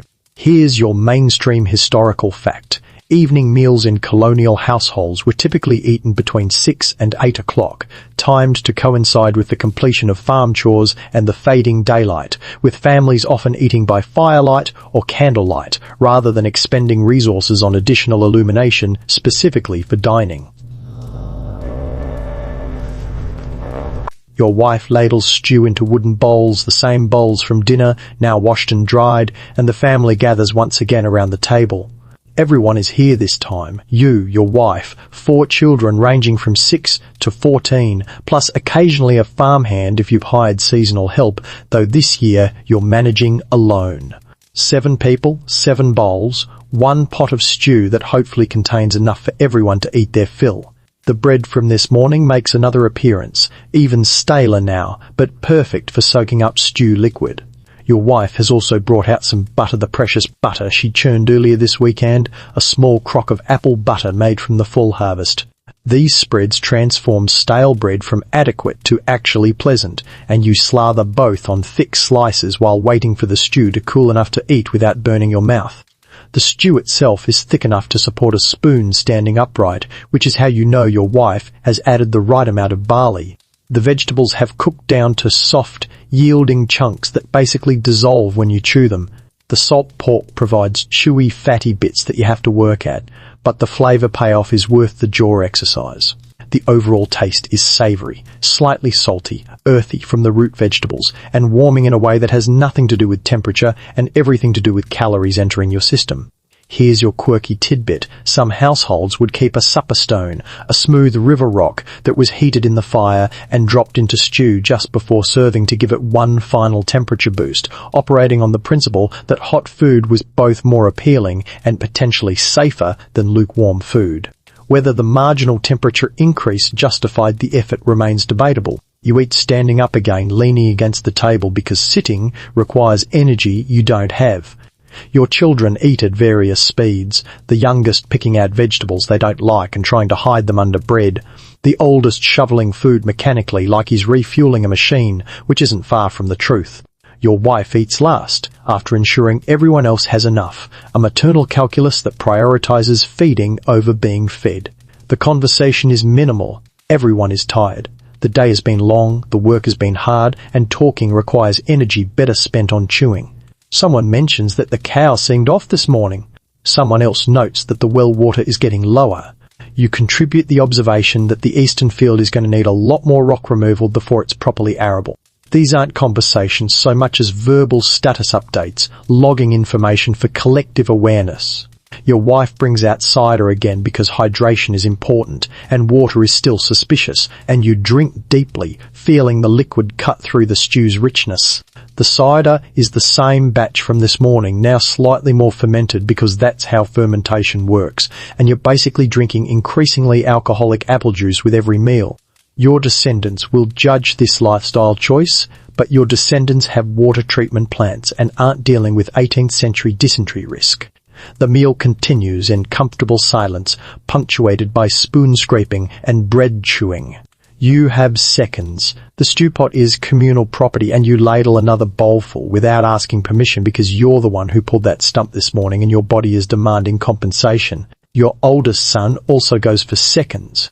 The pot is getting low, but there's enough. Historians still argue whether colonial families said grace before every meal or if that practice varied by religiosity and region, but your family does a quick, mumbled thanks before supper more, from habit than deep piety, honestly, though you're genuinely grateful to whatever divine force helped your crops not fail completely this year. The bread and butter situation is particularly good tonight. Your wife has added some cinnamon to the apple butter expensive spice that she's hoarding from last year's trade, and the combination of sweet apples, warm spice, and fatty butter creates something almost luxurious. You eat 3 slices this way and briefly wonder if this is what rich people feel like all the time. The youngest child is falling asleep at the table, her head nodding forward despite her best efforts to stay upright. She's been awake since dawn, worked all day at age-appropriate tasks, and her body is simply done. Your wife scoops her up and carries her toward the bed, and you're reminded that parenting in the 18th century includes a lot of just physically moving, unconscious children around. The stew pot is nearly empty when everyone finishes. Your wife will leave what remains, maybe a bowl full in the pot overnight, and it'll be breakfast for whoever wants it tomorrow. Cold stew for breakfast isn't ideal, but it's calories, and calories are the only currency that matters when you're facing another day of agricultural labour. You lean back, your stomach genuinely full for the second time today, and feel that post-meal contentment that makes all the suffering seem temporarily worthwhile. You're fed, your family is fed, the animals are fed, and everyone is alive and accounted for. By 18th century standards, that's a successful day. The dishes get scraped and stacked for washing, a task that'll happen now because leaving food residue overnight attracts mice. And mice in your house means mice in your grain stores, and mice in your grain stores means you starve. Your wife heats water from the kettle, adds some wood ash for cleaning power. The lye in wood ash cuts grease surprisingly well and begins washing bowls in the wooden tub. You dry them with a linen towel that's seen better years, stacking the clean bowls on the shelf where they'll wait for tomorrow's breakfast.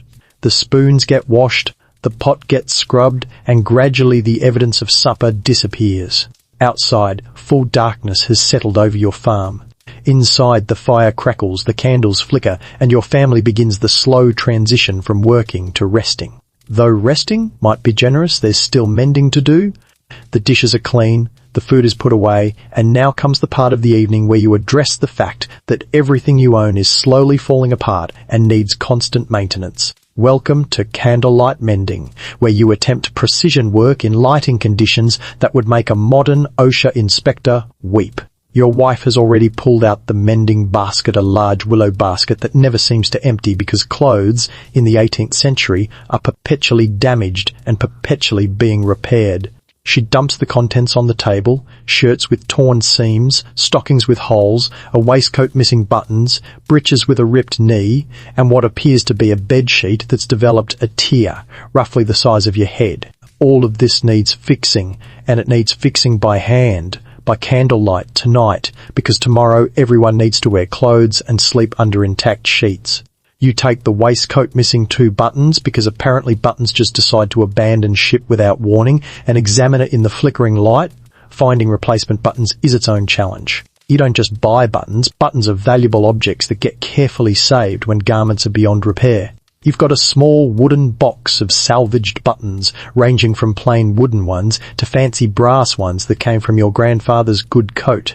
You dig through it, looking for 2 that roughly match the surviving buttons on this waistcoat. Here's your mainstream historical fact. The average colonial household spent between 2 and 4 hours per week on clothing maintenance and repair, with garments being mended, patched, altered, and reconstructed multiple times before being relegated to rags, because fabric was expensive and buying new clothes was a luxury most families could afford, maybe once every few years.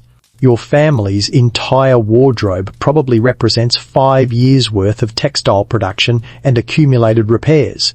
You find 2 buttons that are close enough. They're slightly different colours from the originals, but nobody's going to notice, and even if they do, nobody cares.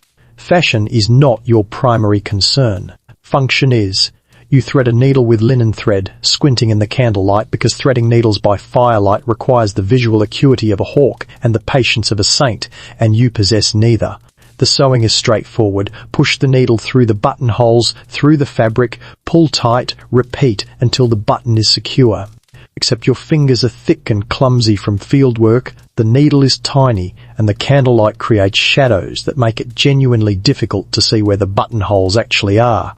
You stab yourself twice, once in the thumb, once in the index finger, before successfully attaching the first button. Your wife doesn't even look up at your muttered cursing. She's heard it all before. Your oldest daughter is working on the stockings wool stockings that have developed holes at the heel from constant wear. Darning stockings is an art form that requires weaving new thread through the existing fabric, essentially rebuilding the worn section from scratch. She's got a darning, egg-smooth wooden egg-shaped tool that goes inside the stocking to provide a firm surface for stitching, and she's carefully working thread back and forth across the hole, creating a patch that'll hopefully last another month before wearing through again. Here's your quirky tidbit. Some households would darn stockings with contrasting thread colours, creating deliberately visible patches as a form of humble bragging about their thriftiness and household management skills, though whether this was genuinely intentional or just making the best of limited thread options remains charmingly unclear. Your son has been given whittling duty. He's working on a replacement handle for a tool that broke last week, not carving anything decorative, just shaping a piece of hardwood into a functional cylinder that'll accept the metal head of a hammer. He works with his knife in slow, careful strokes, shaving away wood chips that fall onto the hearthstones. Whittling is both practical craft and evening entertainment, and he's getting good at it. The handle is taking shape nicely, smooth and even. You finish the second button and move on to the breeches with the torn knee. This is a more complicated repair. The fabric is actually ripped, not just separated at the seam, which means you need a patch. Your wife keeps fabric scraps in another basket specifically for this purpose, and you dig through it looking for something approximately the right colour and weight. You find a piece of brown wool that might have come from an old shirt, cut it roughly to size, and begin the tedious process of stitching it over the rip. The stitching has to be small and tight enough to hold, but not so tight that it puckers the fabric. You work in the terrible lighting, your eyes straining, your fingers fumbling. Modern people have no idea how hard basic sewing is when you can barely see what you're doing.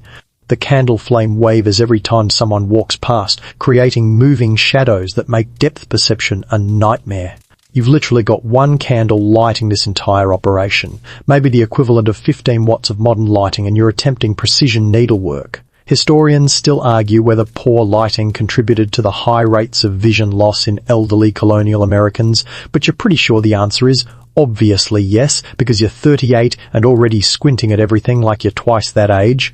Your wife is tackling the sheet repair, which requires serious sewing because sheets get heavy use and need to be strong. She's doing a flat-felled seamer technique where you fold the edges together, then fold them again, creating a strong seam that won't pull apart. Her stitches are small and even, the work of someone who's been sewing since childhood, and she's making steady progress despite working in lighting that wouldn't be legal in a modern sweatshop. The youngest children have been given the task of winding thread onto bobbin-staking hanks of spun thread and organising them for storage and future use.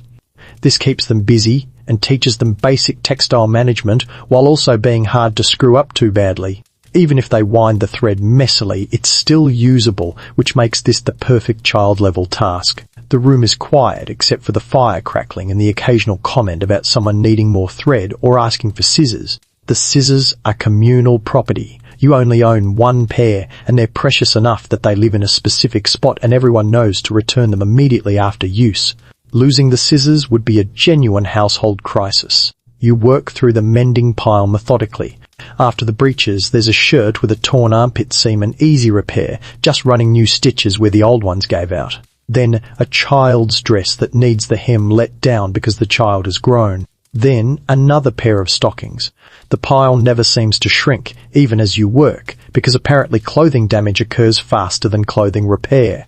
Around 8 o'clock, your eyes are genuinely struggling. The combination of candlelight, close work, and exhaustion has reduced your vision to a blurry approximation of reality.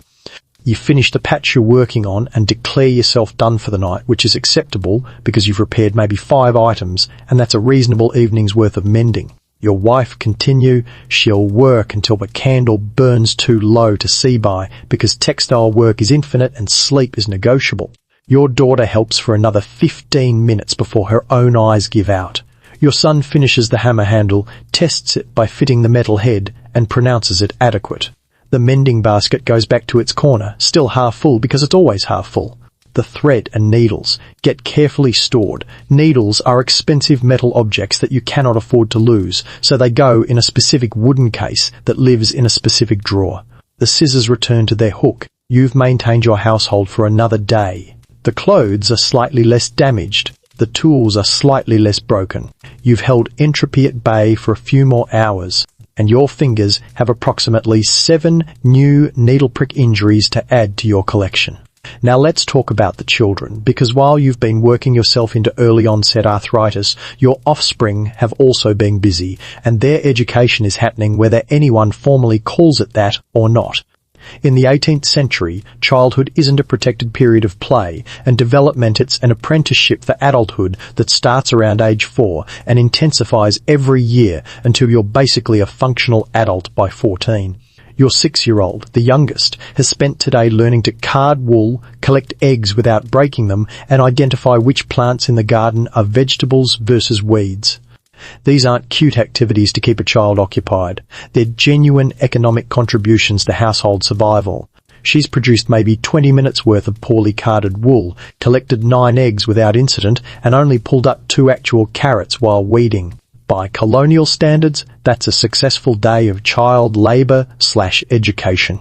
Your 9-year-old son has graduated to more complex tasks, hauling water, feeding chickens, collecting firewood from the woodpile, and learning to milk the cows under supervision. He's not great at any of these, yet the water buckets are still too heavy for him to carry full, so he makes more trips with half-full buckets, but he's learning through repetition and correction.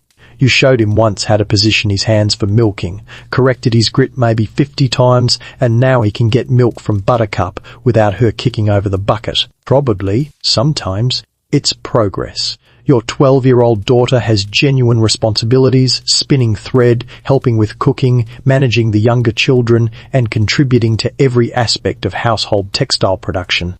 She can card wool faster than you, spin more consistently than her mother, and has started learning basic sewing beyond simple repairs. In 2 years, she'll be marriageable age, which sounds horrifying to modern ears, but is just reality in a society where households are economic units and teenage marriage is normal, and she needs to know how to run a household independently. Here's your mainstream historical fact. Colonial children typically receive most of their education through apprenticeship-style learning within the household, with formal schooling being limited to basic literacy and numeracy for those families wealthy enough to spare children from farm work during winter months when agricultural labour was minimal. Your children are getting PhD-level educations in practical survival, even if they can barely read. Your 14-year-old son is basically a junior farmer at this point. He can plough a field, albeit slowly. He can butcher a pig, though he still needs supervision. He can repair tools, build fences, and handle most livestock tasks independently. He's still learning today's stump removal was educational, but he's rapidly approaching the point where he's as valuable a labourer as you are. In a few years, he might hire himself out to other farms, earning wages that'll help him eventually buy his own land. But there's also formal learning happening, or at least attempting to happen. After the mending work winds down, around 8:30, your wife pulls out the family Bible-only of maybe 3 books you own, the others being an almanac and a guide to animal husbandry that's falling apart from use. The Bible is massive, bound in leather, printed in English with some sections in Latin that nobody in your family can read, but which look impressively religious. Your wife opens it to Genesis and has your oldest daughter read aloud. This serves multiple purposes: religious education, reading practice, and entertainment in a world where entertainment options are listen to someone read or stare at the fire. Your daughter reads slowly, sounding out words, occasionally stumbling over biblical names that seem deliberately designed to be unpronounceable. And Mahalalel lived 65 years and begat Jared, she pauses at begat, working through the pronunciation. Reading education in your household happens exclusively through the Bible because it's the only book you own that's substantial enough for teaching. Your children learn letters by tracing them with sticks in dirt, learn words by memorizing Bible verses, and learn reading comprehension by discussing which Old Testament figures were most likely to survive on a colonial farm. You suspect Job would do well. He had experience with suffering and livestock. Here's your quirky tidbit. Some colonial families would use Hornbook's thin wooden paddles with paper sheets covered by translucent Horner's teaching tools, typically featuring the alphabet, numbers, and the Lord's Prayer. Though whether these were genuinely common or mostly confined to wealthier households remains subject to debate among historians who care deeply about educational object distribution. Writing is harder to teach because paper is expensive and ink is something you make from soot, water, and tree sap, creating a substance that's part ink and part gritty mess. Your children practice writing on slates when you can spare the time to supervise, and occasionally on birch bark that you've peeled and smoothed. The oldest can write his name and basic words. The middle children can form letters with varying degrees of legibility. The youngest mostly just makes artistic squiggles. Arithmetic happens through practical application. Your son learns to count by counting eggs, learns addition by calculating how many fence posts are needed for a new enclosure, learns subtraction by figuring out how many days of grain remain before you need to buy more. He doesn't know what an equation is, but it can calculate in his head how many bushels of wheat you'll need to plant to have enough flour for bread, which is honestly more useful than algebra. Historians still argue whether colonial children received adequate education or were exploited child labourers, but from inside this system, the distinction seems meaningless. Your children need to learn practical skills to survive, and reading is a bonus that happens if you have time and candles. They'll finish their childhoods knowing how to farm, manage livestock, produce textiles, preserve food, and read the Bible. Whether they know geography or philosophy or classical literature is irrelevant because none of those subjects will keep them fed. The Bible reading continues. Your daughter makes it through several verses before your wife takes over, reading in a steady, practiced voice that suggests she's done this every night for years. The younger children are mostly asleep by now. The youngest is definitely unconscious on her mother's lap. The 9-year-old is fighting hard but losing. The older children listen, or pretend to listen, or use the reading time to rest their eyes while remaining technically awake. The passages tonight are about harvest and gratitude, which seems thematically appropriate given that you spent the day harvesting root vegetables and feeling varying degrees of gratitude about your crops. Your wife reads about grain and wine and oil, about storing provisions for winter, about the importance of not being a lazy farmer. The Bible has surprisingly relevant agricultural content when you're living a lifestyle that hasn't changed much since biblical times. Around 9 o'clock, the reading stops. Your wife closes the Bible. Carefully, it's a valuable object that needs to last decades and begins the process of moving sleeping children to beds. The youngest gets carried directly. The 9-year-old gets nudged awake enough to stumble toward the bed. The older children are responsible for getting themselves horizontal. The education day is over. Your children have learned how to card wool, milk cows, repair clothes, read Genesis, calculate grain stores, and survive another day on an 18th century farm. They've contributed economically to household survival while simultaneously preparing for their own future households. Whether this counts as childhood or just prolonged job training depends entirely on your perspective, and honestly, you're too tired to philosophize about it. With the children settled and the Bible returned to its shelf, you allow yourself to collapse onto the bench by the fire and contemplate something that's been nagging at you all day, the seasonal calendar. Because farming isn't just daily labor, it's a complex annual cycle where every season demands specific preparations, and falling behind in autumn means suffering in winter, means crisis in spring, means disaster at summer harvest. You're currently in the autumn phase, and the mental checklist of what still needs doing before winter is genuinely anxiety-inducing. November means you're in the critical preparation window. The autumn slaughter is already underway. You did 1 pig last week, as evidenced by today's preservation work, but you've got another pig and possibly one of the cows scheduled for slaughter before the ground freezes solid. Butchering in cold weather is ideal because the meat stays fresh longer during processing. Flies are gone, and you can hang carcasses outside overnight without them spoiling. You're racing against the calendar, trying to convert living animals into preserved meat before the temperature drops so low that butchering becomes genuinely miserable. Here's your mainstream historical fact. Colonial farmers typically planned autumn slaughters for late November or early December when temperatures consistently stayed below 40 degrees, allowing for safe meat processing, with historical records suggesting that a typical farmstead would slaughter 2 to 4 pigs and potentially 1 cow annually, preserving the meat through salting, smoking, and cold storage to provide protein through winter and spring. The wood pile is your other major anxiety. You've been cutting and stacking firewood since summer, building up a reserve that needs to last from November through March, approximately 5 months of continuous fire burning in your hearth. You estimate you need about 15 cords of wood for heating and cooking, which is roughly 15 stacks of wood, 4 feet high, 4 feet wide, and 8 feet long. You've got maybe 12 cords stacked currently, which means you're still 3 cords short, and the weather is getting worse for tree felling. Tomorrow, or the next day, or whenever you can spare time from field work, you'll head into the woodlot with an axe and a saw and start dropping trees. Cutting firewood in late autumn is brutal work. The trees are harder to fell without leaves to indicate lean direction. The cold makes your hands stiff, and hauling logs through potentially muddy or frozen ground requires the kind of physical effort that makes stump removal seem gentle. But you need that wood. There's no alternative. Either you cut it now or you freeze in February. Your wife is already thinking ahead to winter textile production. With fieldwork mostly suspended during deep winter, that's when the serious weaving happens, converting all the spun thread from autumn into actual cloth. She's planning which items need replacing. The children need new shirts because they've grown. You need a new pair of breeches because yours are more patched than original fabric. The household needs more bed linens. Each item represents dozens of hours of weaving, which means she needs to have thread prepared now, during autumn, so she can weave during winter's forced indoor time.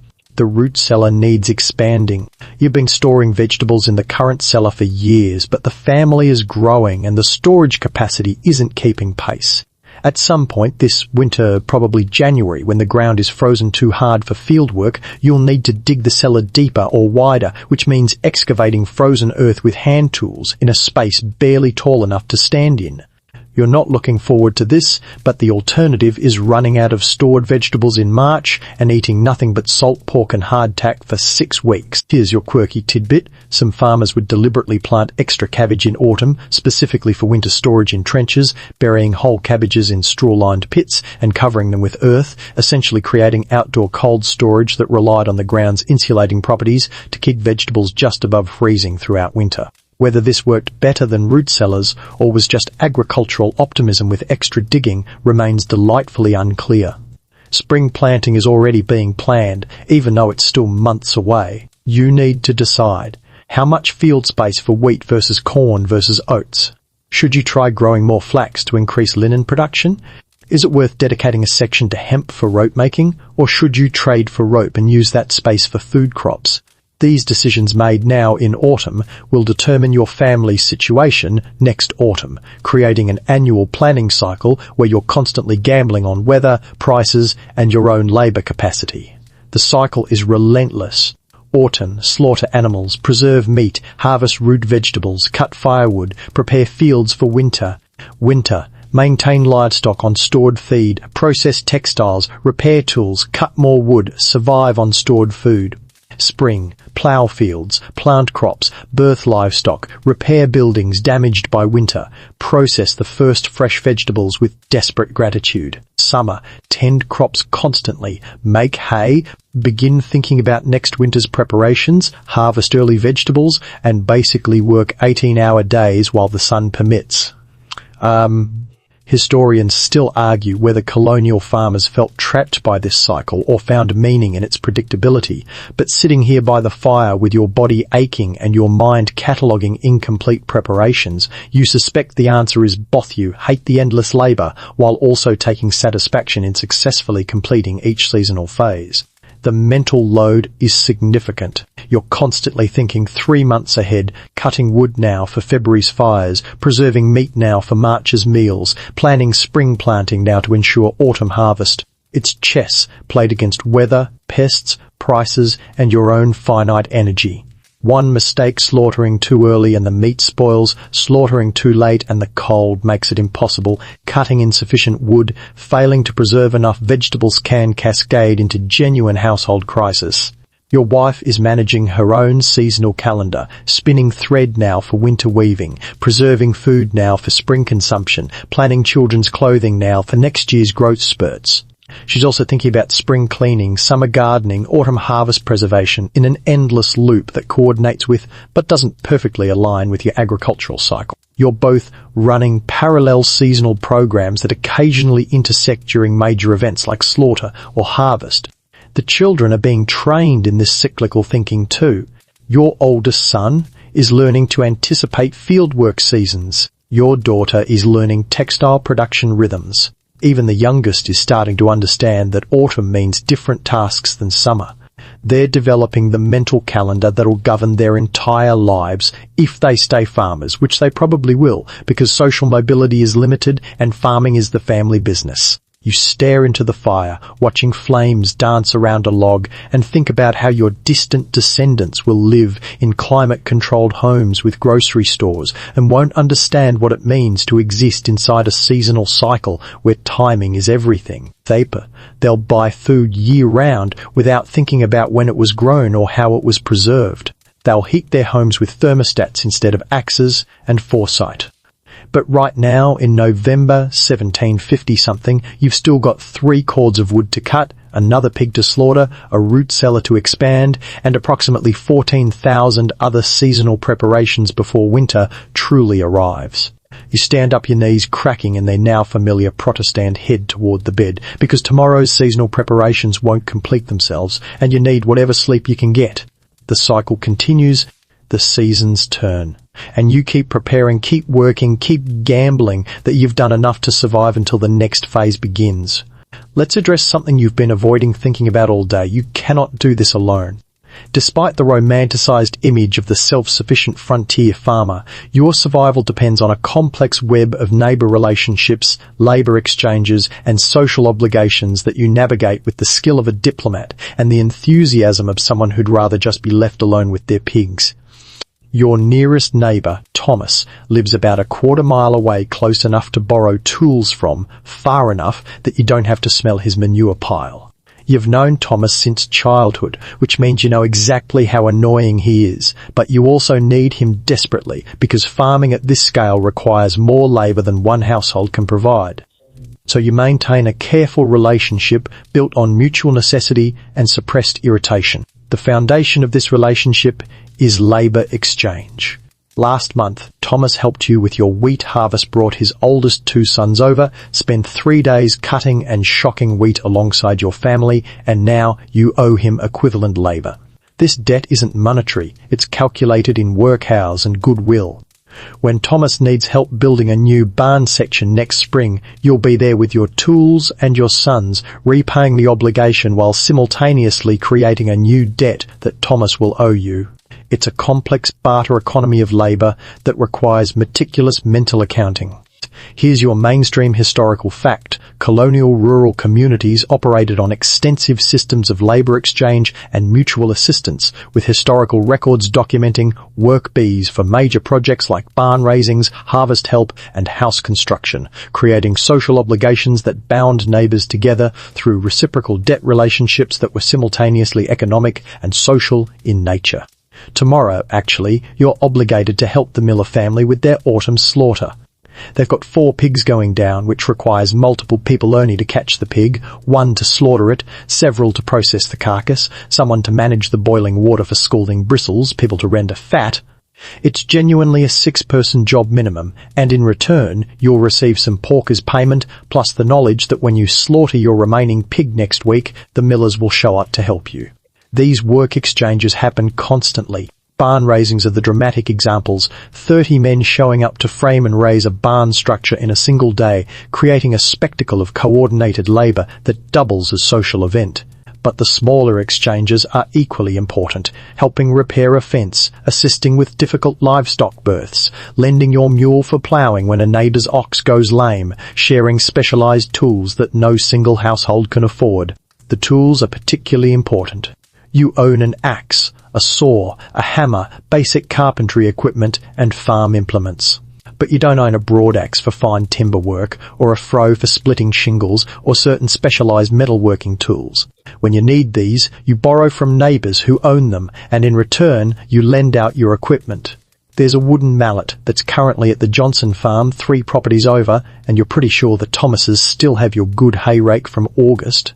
Theoretically, these items will return when needed, but tracking borrowed tools creates a mental inventory that rivals your seasonal planning. Here's your quirky tidbit. Some rural communities maintain tool libraries in the form of church or meeting house collections where expensive shared equipment like specialized saws or large kettles were stored and checked out by members, operating on the principle that communal ownership of rarely used items made more economic sense than individual purchase, though whether these were formal institutions or just informal arrangements remains subject to historical interpretation.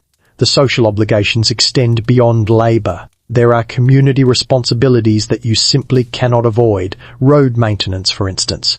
The county expects local residents to maintain the roads through their properties, which means you're responsible for keeping your section of the main road passable. This involves filling ruts, clearing fallen trees, and occasionally hauling gravel from the creek bed to create a surface that won't turn into impassable mud every spring. You hate this work. It directly benefits travellers more than yourself, but failing to maintain your section results in fines and social censure, so you do it. Church attendance is another social obligation disguised as religious practice. Your family attends the local meeting house most Sundays, not because you're particularly devout, but because church is where community business happens. After the sermon, men gather outside to discuss crop prices, trade information about livestock for sale, negotiate labour exchanges, and generally conduct the social networking that makes rural life function. Missing church means missing these connections, which means missing opportunities, which means your farm suffers. The relationships are complex and sometimes contradictory. You genuinely like the Millers there, competent farmers, reliable labour partners, and their oldest daughter is probably going to marry your son in a few years based on how they've been eyeing each other. You actively dislike the Johnsons. They're lazy, they borrow tools and forget to return them, and their livestock regularly breaks through inadequate fencing into your fields.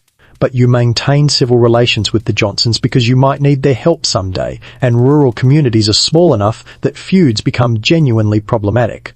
Historians still argue whether colonial rural communities were genuinely cooperative or just performing cooperation out of necessity, but from your perspective, it's definitely the latter, with occasional genuine moments of the former. You help Thomas because you have to, but also because last winter when your cow got sick, Thomas walked over in a blizzard with his animal medicine and probably saved her life, and you remember that.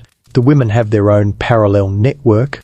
Your wife participates in quilting circles, spinning bees, and informal gatherings where women exchange recipes, medical advice, childcare strategies, and probably gossip, although she won't tell you details.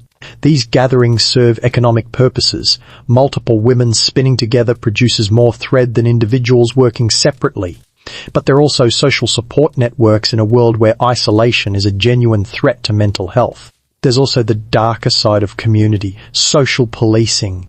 Everyone knows everyone's business in rural areas, and deviation from norms gets noticed and commented upon. If you're lazy, people know. If you're a drunk, people know. If you beat your wife or neglect your children, people know and will intervene, not necessarily from altruism, but because household dysfunction disrupts the labour exchange network. The community has a vested interest in your household functioning properly. Trade happens through these networks too. You don't go to stores for most things, you trade with neighbours. You need salt, trade some of your preserved pork to the merchant who comes through quarterly. Need iron nails? Trade grain to the blacksmith. Need fabric dye? Trade vegetables to the woman who cultivates indigo. It's a complex barter economy where everything has relative value, and negotiating requires knowing current exchange rates for agricultural products. You maintain mental accounts of all these relationships. Who owes you labour? Who you owe? Which families are reliable? Which are problems? Who has items you might need to borrow? Who might need to borrow from you? It's exhausting in a completely different way from physical laboratory, social labour, emotional labour, the work of maintaining your position in a community you didn't choose but desperately need. Tomorrow you'll go help the Millers slaughter pigs. You'll work hard, you'll be friendly, you'll strengthen that relationship, and when you need help next week, they'll show up and the cycle will continue. Because in 18th century rural America, you literally cannot survive alone. The myth of the self-sufficient farmer is exactly that, a myth. You need your neighbours, even the annoying ones, especially the annoying ones, because they're the ones who'll show up when your barn is burning or your wife is giving birth or you've got 3 days to get wheat shocked before the rain hits. Community isn't optional. It's survival infrastructure disguised as social life. Around 9:30, your wife mentions that your middle son has been coughing for 2 days, and this triggers a familiar anxiety spiral because illness in the 18th century exists on a spectrum from annoying inconvenience to entire family dies horribly, and you won't know which end of that spectrum you're dealing with until it's already happening. Welcome to colonial medicine, where treatment options range from probably harmless to definitely making things worse, with very little scientific basis for distinguishing between them. You examine your son by firelight. He's coughing a wet, rattling cough that sounds concerning but not immediately catastrophic. No fever that you can detect by pressing your hand to his forehead, which is your only diagnostic tool because thermometers exist but are rare and expensive. His colour looks normal. He's eating and drinking. Based on this thorough medical examination using zero actual medical knowledge, you diagnose, probably just a cold, hopefully not consumption, definitely monitor the situation. The treatment protocol comes from a combination of folk wisdom, herbal knowledge passed down through generations, and desperate hope. Your wife prepares a tea from horehound, a bitter herb that supposedly helps with coughs mixed with honey to make it palatable.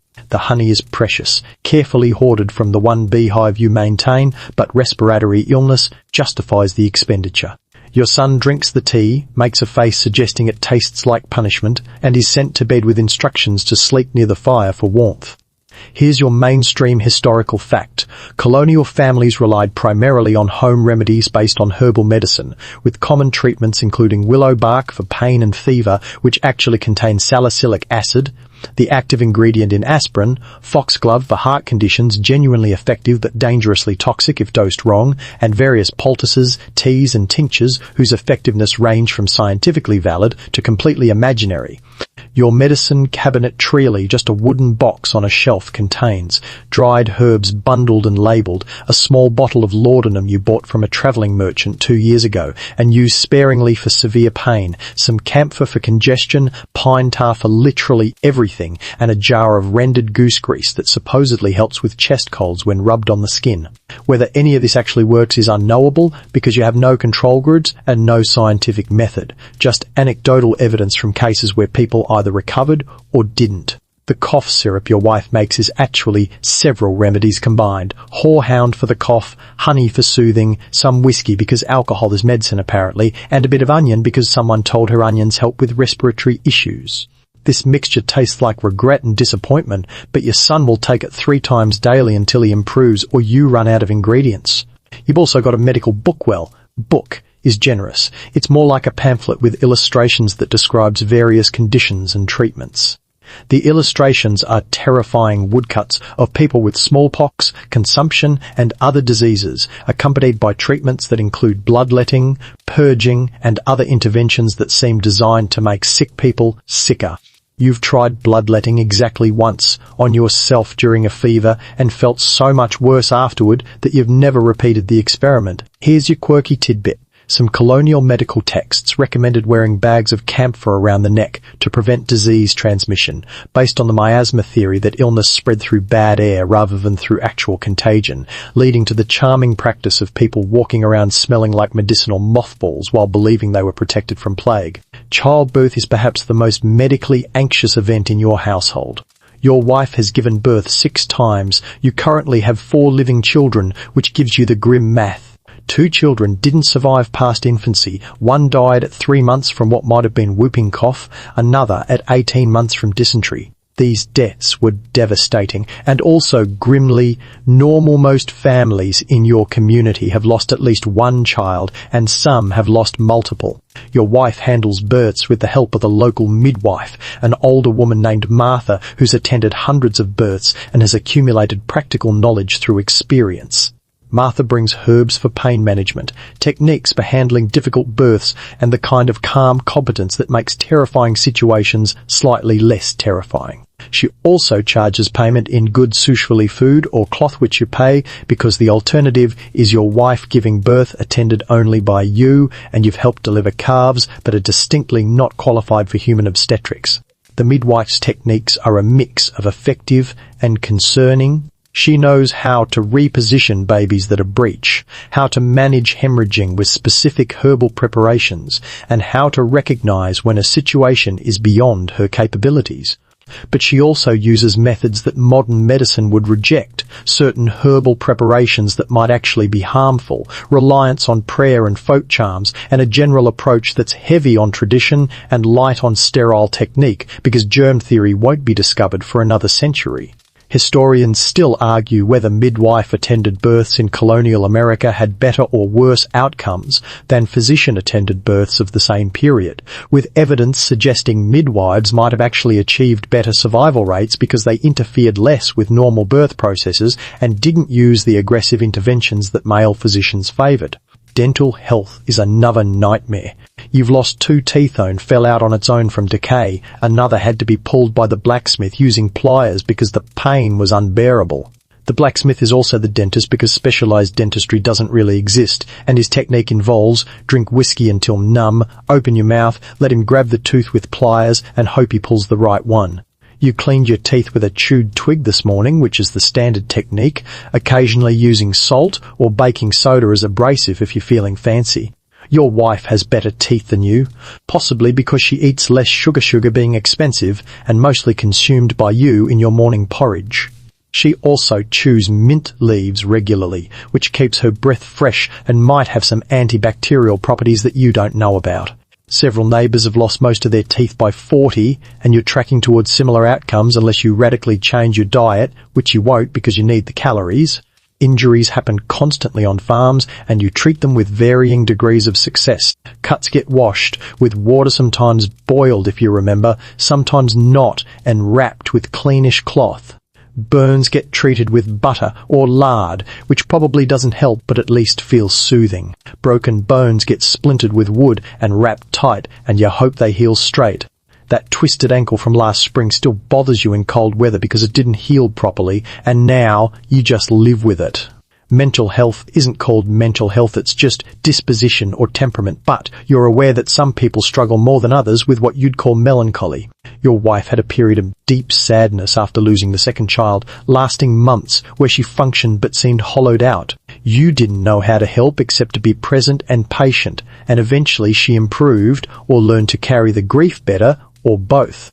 There's no treatment for this except time and community support and prayer if you're so inclined. You also know that farming is dangerous and people die. Your neighbour's son lost 3 fingers to a milling accident last year. Another neighbour died from infection after a simple leg cut went septic. Children die from diseases you can't identify or treat.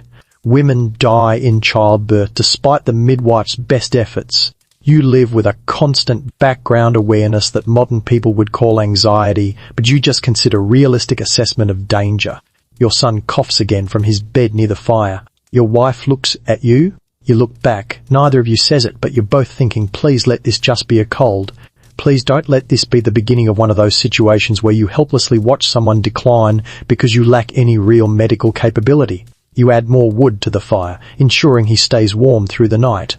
It's all you can do. Keep him warm, give him the tea, hope his body's natural defences handle whatever infection this is. Medicine, in 1750, is mostly hoping while occasionally interfering. It's past 10 o'clock now, which in the 18th century is basically midnight because your entire schedule is dictated by daylight and you've been awake since 4:30 this morning. Your body is actively shutting down. You can feel it happening in real time as exhaustion moves from background condition to primary state of being.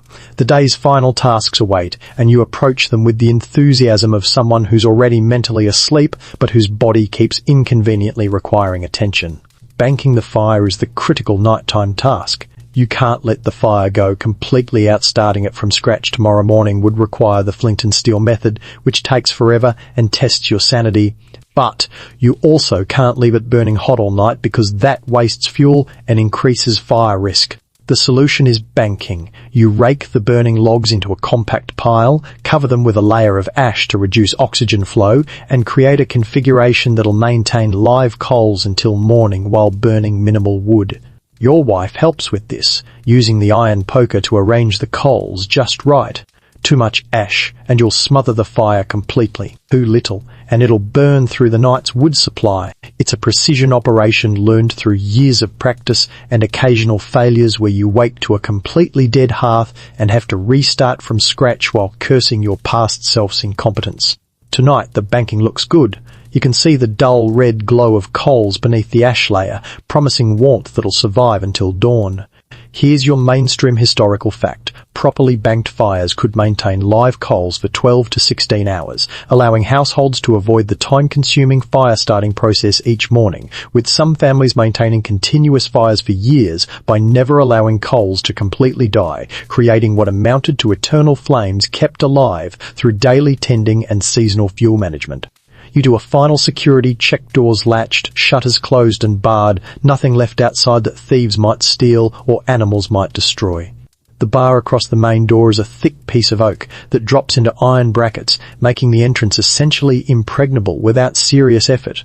You're not particularly worried about invasion. This isn't a frontier war zone, but opportunistic theft happens, and the bar provides both security and psychological comfort.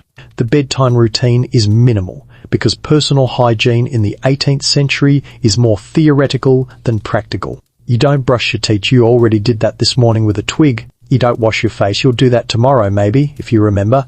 You don't change into pajamas. You're already wearing your sleeping shirt, which is also your day shirt, which is basically your entire torso wardrobe.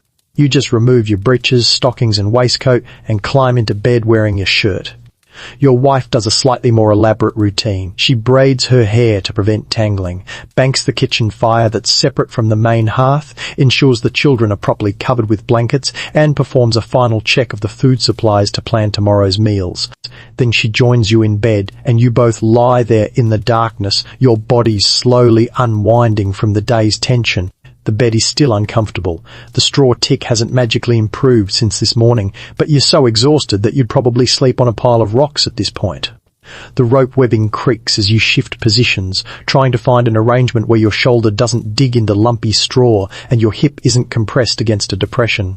Your wife finds her spot faster than you do, years of practice giving her efficiency in bed positioning.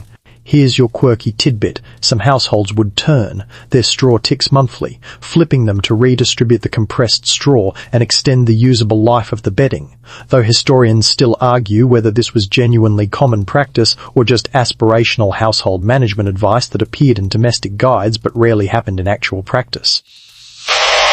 The children are already asleep in their trundle bed and the loft above. You can hear the soft breathing of the younger ones, the occasional shift and rustle of the older children settling. Your middle son coughs twice that wet, rattling sound that you're trying not to worry about, and then goes quiet. The house settles into nighttime sounds, the fire's soft crackle, the wind against the shutters, the building's wood contracting slightly in the cold. Your mind immediately starts cataloguing tomorrow's work. The miller's pig slaughter in the morning. The eastern field needs more clearing. The roof leak in the barn needs patching. The remaining firewood needs cutting. The second pig needs slaughtering soon. The root cellar needs expanding. The fence near the north pasture is developing weak spots. Your son's cough needs monitoring. Your wife's hand finds yours in the darkness. She doesn't say anything, just squeezes once, and you understand the message. Stop thinking, sleep now. Tomorrow's problems exist tomorrow. You squeeze back, acknowledging both the message and the impossibility of actually following it, because your brain doesn't have an off switch, and planning is how you survive.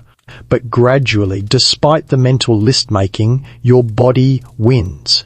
The exhaustion is simply too profound to fight. Your muscles relax in stages, first your legs, then your back, then your shoulders, finally your jaw. The day's accumulated tension drains away, replaced by a heavy warmth that pulls you down toward unconsciousness. You think briefly about your ancestors who did this exact work in this exact way, facing these exact challenges. And your descendants who'll do, something completely different that you can't even imagine. Your life is a single link in a chain of agricultural existence stretching back centuries and forward into an unknowable future. This thought is either comforting or existentially overwhelming, depending on how you frame it, and you're too tired to decide which. The last thing you're aware of is your wife's breathing evening out into sleep beside you, and the distant sound of an owl hunting in the woods beyond your farmstead. Then darkness takes you, pulling you down into the deep, dreamless sleep of someone who's worked their body to complete exhaustion. Tomorrow you'll wake in darkness to a rooster's scream and do it all over again. The fields will still need clearing. The animals will still need tending. The firewood will still need cutting. The seasonal preparations will still demand completion. The cycle continues whether you're ready or not. But tonight, for these precious 6 hours before dawn, you're released from obligation. Your body repairs itself. Your mind processes the day's experiences. And you exist in that temporary death state that sleep provides, suspended between yesterday's labour and tomorrow's demands. The fire's coals glow softly in the darkness. The household breathes in collective rest. And outside, frost forms again on the grass, stars wheel overhead, and the November night settles over your 40-acre world like a cold, dark blanket. Seasons will turn, as they always do, bringing winter's frozen stillness and then spring's muddy renewal. Your hands will continue their slow transformation into rough, permanent tools. Your children will grow, learn, eventually leave to establish their own small agricultural worlds. The work will remain endless, demanding, but also strangely sustaining in its predictability. You are part of something larger than yourself, connected to soil and seasons and the ancient human practice of coaxing food from earth. Tomorrow's rooster will crow. Tomorrow's fire will need building. Tomorrow's animals will demand feeding. But that tomorrow exists in its own space, beyond this moment of rest. Let your breathing slow now, matching the gentle rhythm of the banked fire's glow. Let the day's weight settle and dissolve. The straw tick beneath you, uncomfortable as it is, holds you in this moment of earned rest. The work is done, for now. The household is safe, fed, sheltered. You have survived another day in this demanding, beautiful, exhausting life. The darkness is complete and comforting. The cold cannot reach you here, beneath these threadbare blankets, warmed by your family's presence and the fire's distant heat. Sleep deeper now, let the 18th century fade into dream, and know that you have lived fully. This day worked hard, loved imperfectly, survived another cycle of sun and labour, and small, quiet victories against the endless demands of time. Rest now. Tomorrow's dawn is still hours away. The roosters sleep, the fields wait in patient darkness, and you have earned this peace. Sweet dreams, friend. Sweet dreams.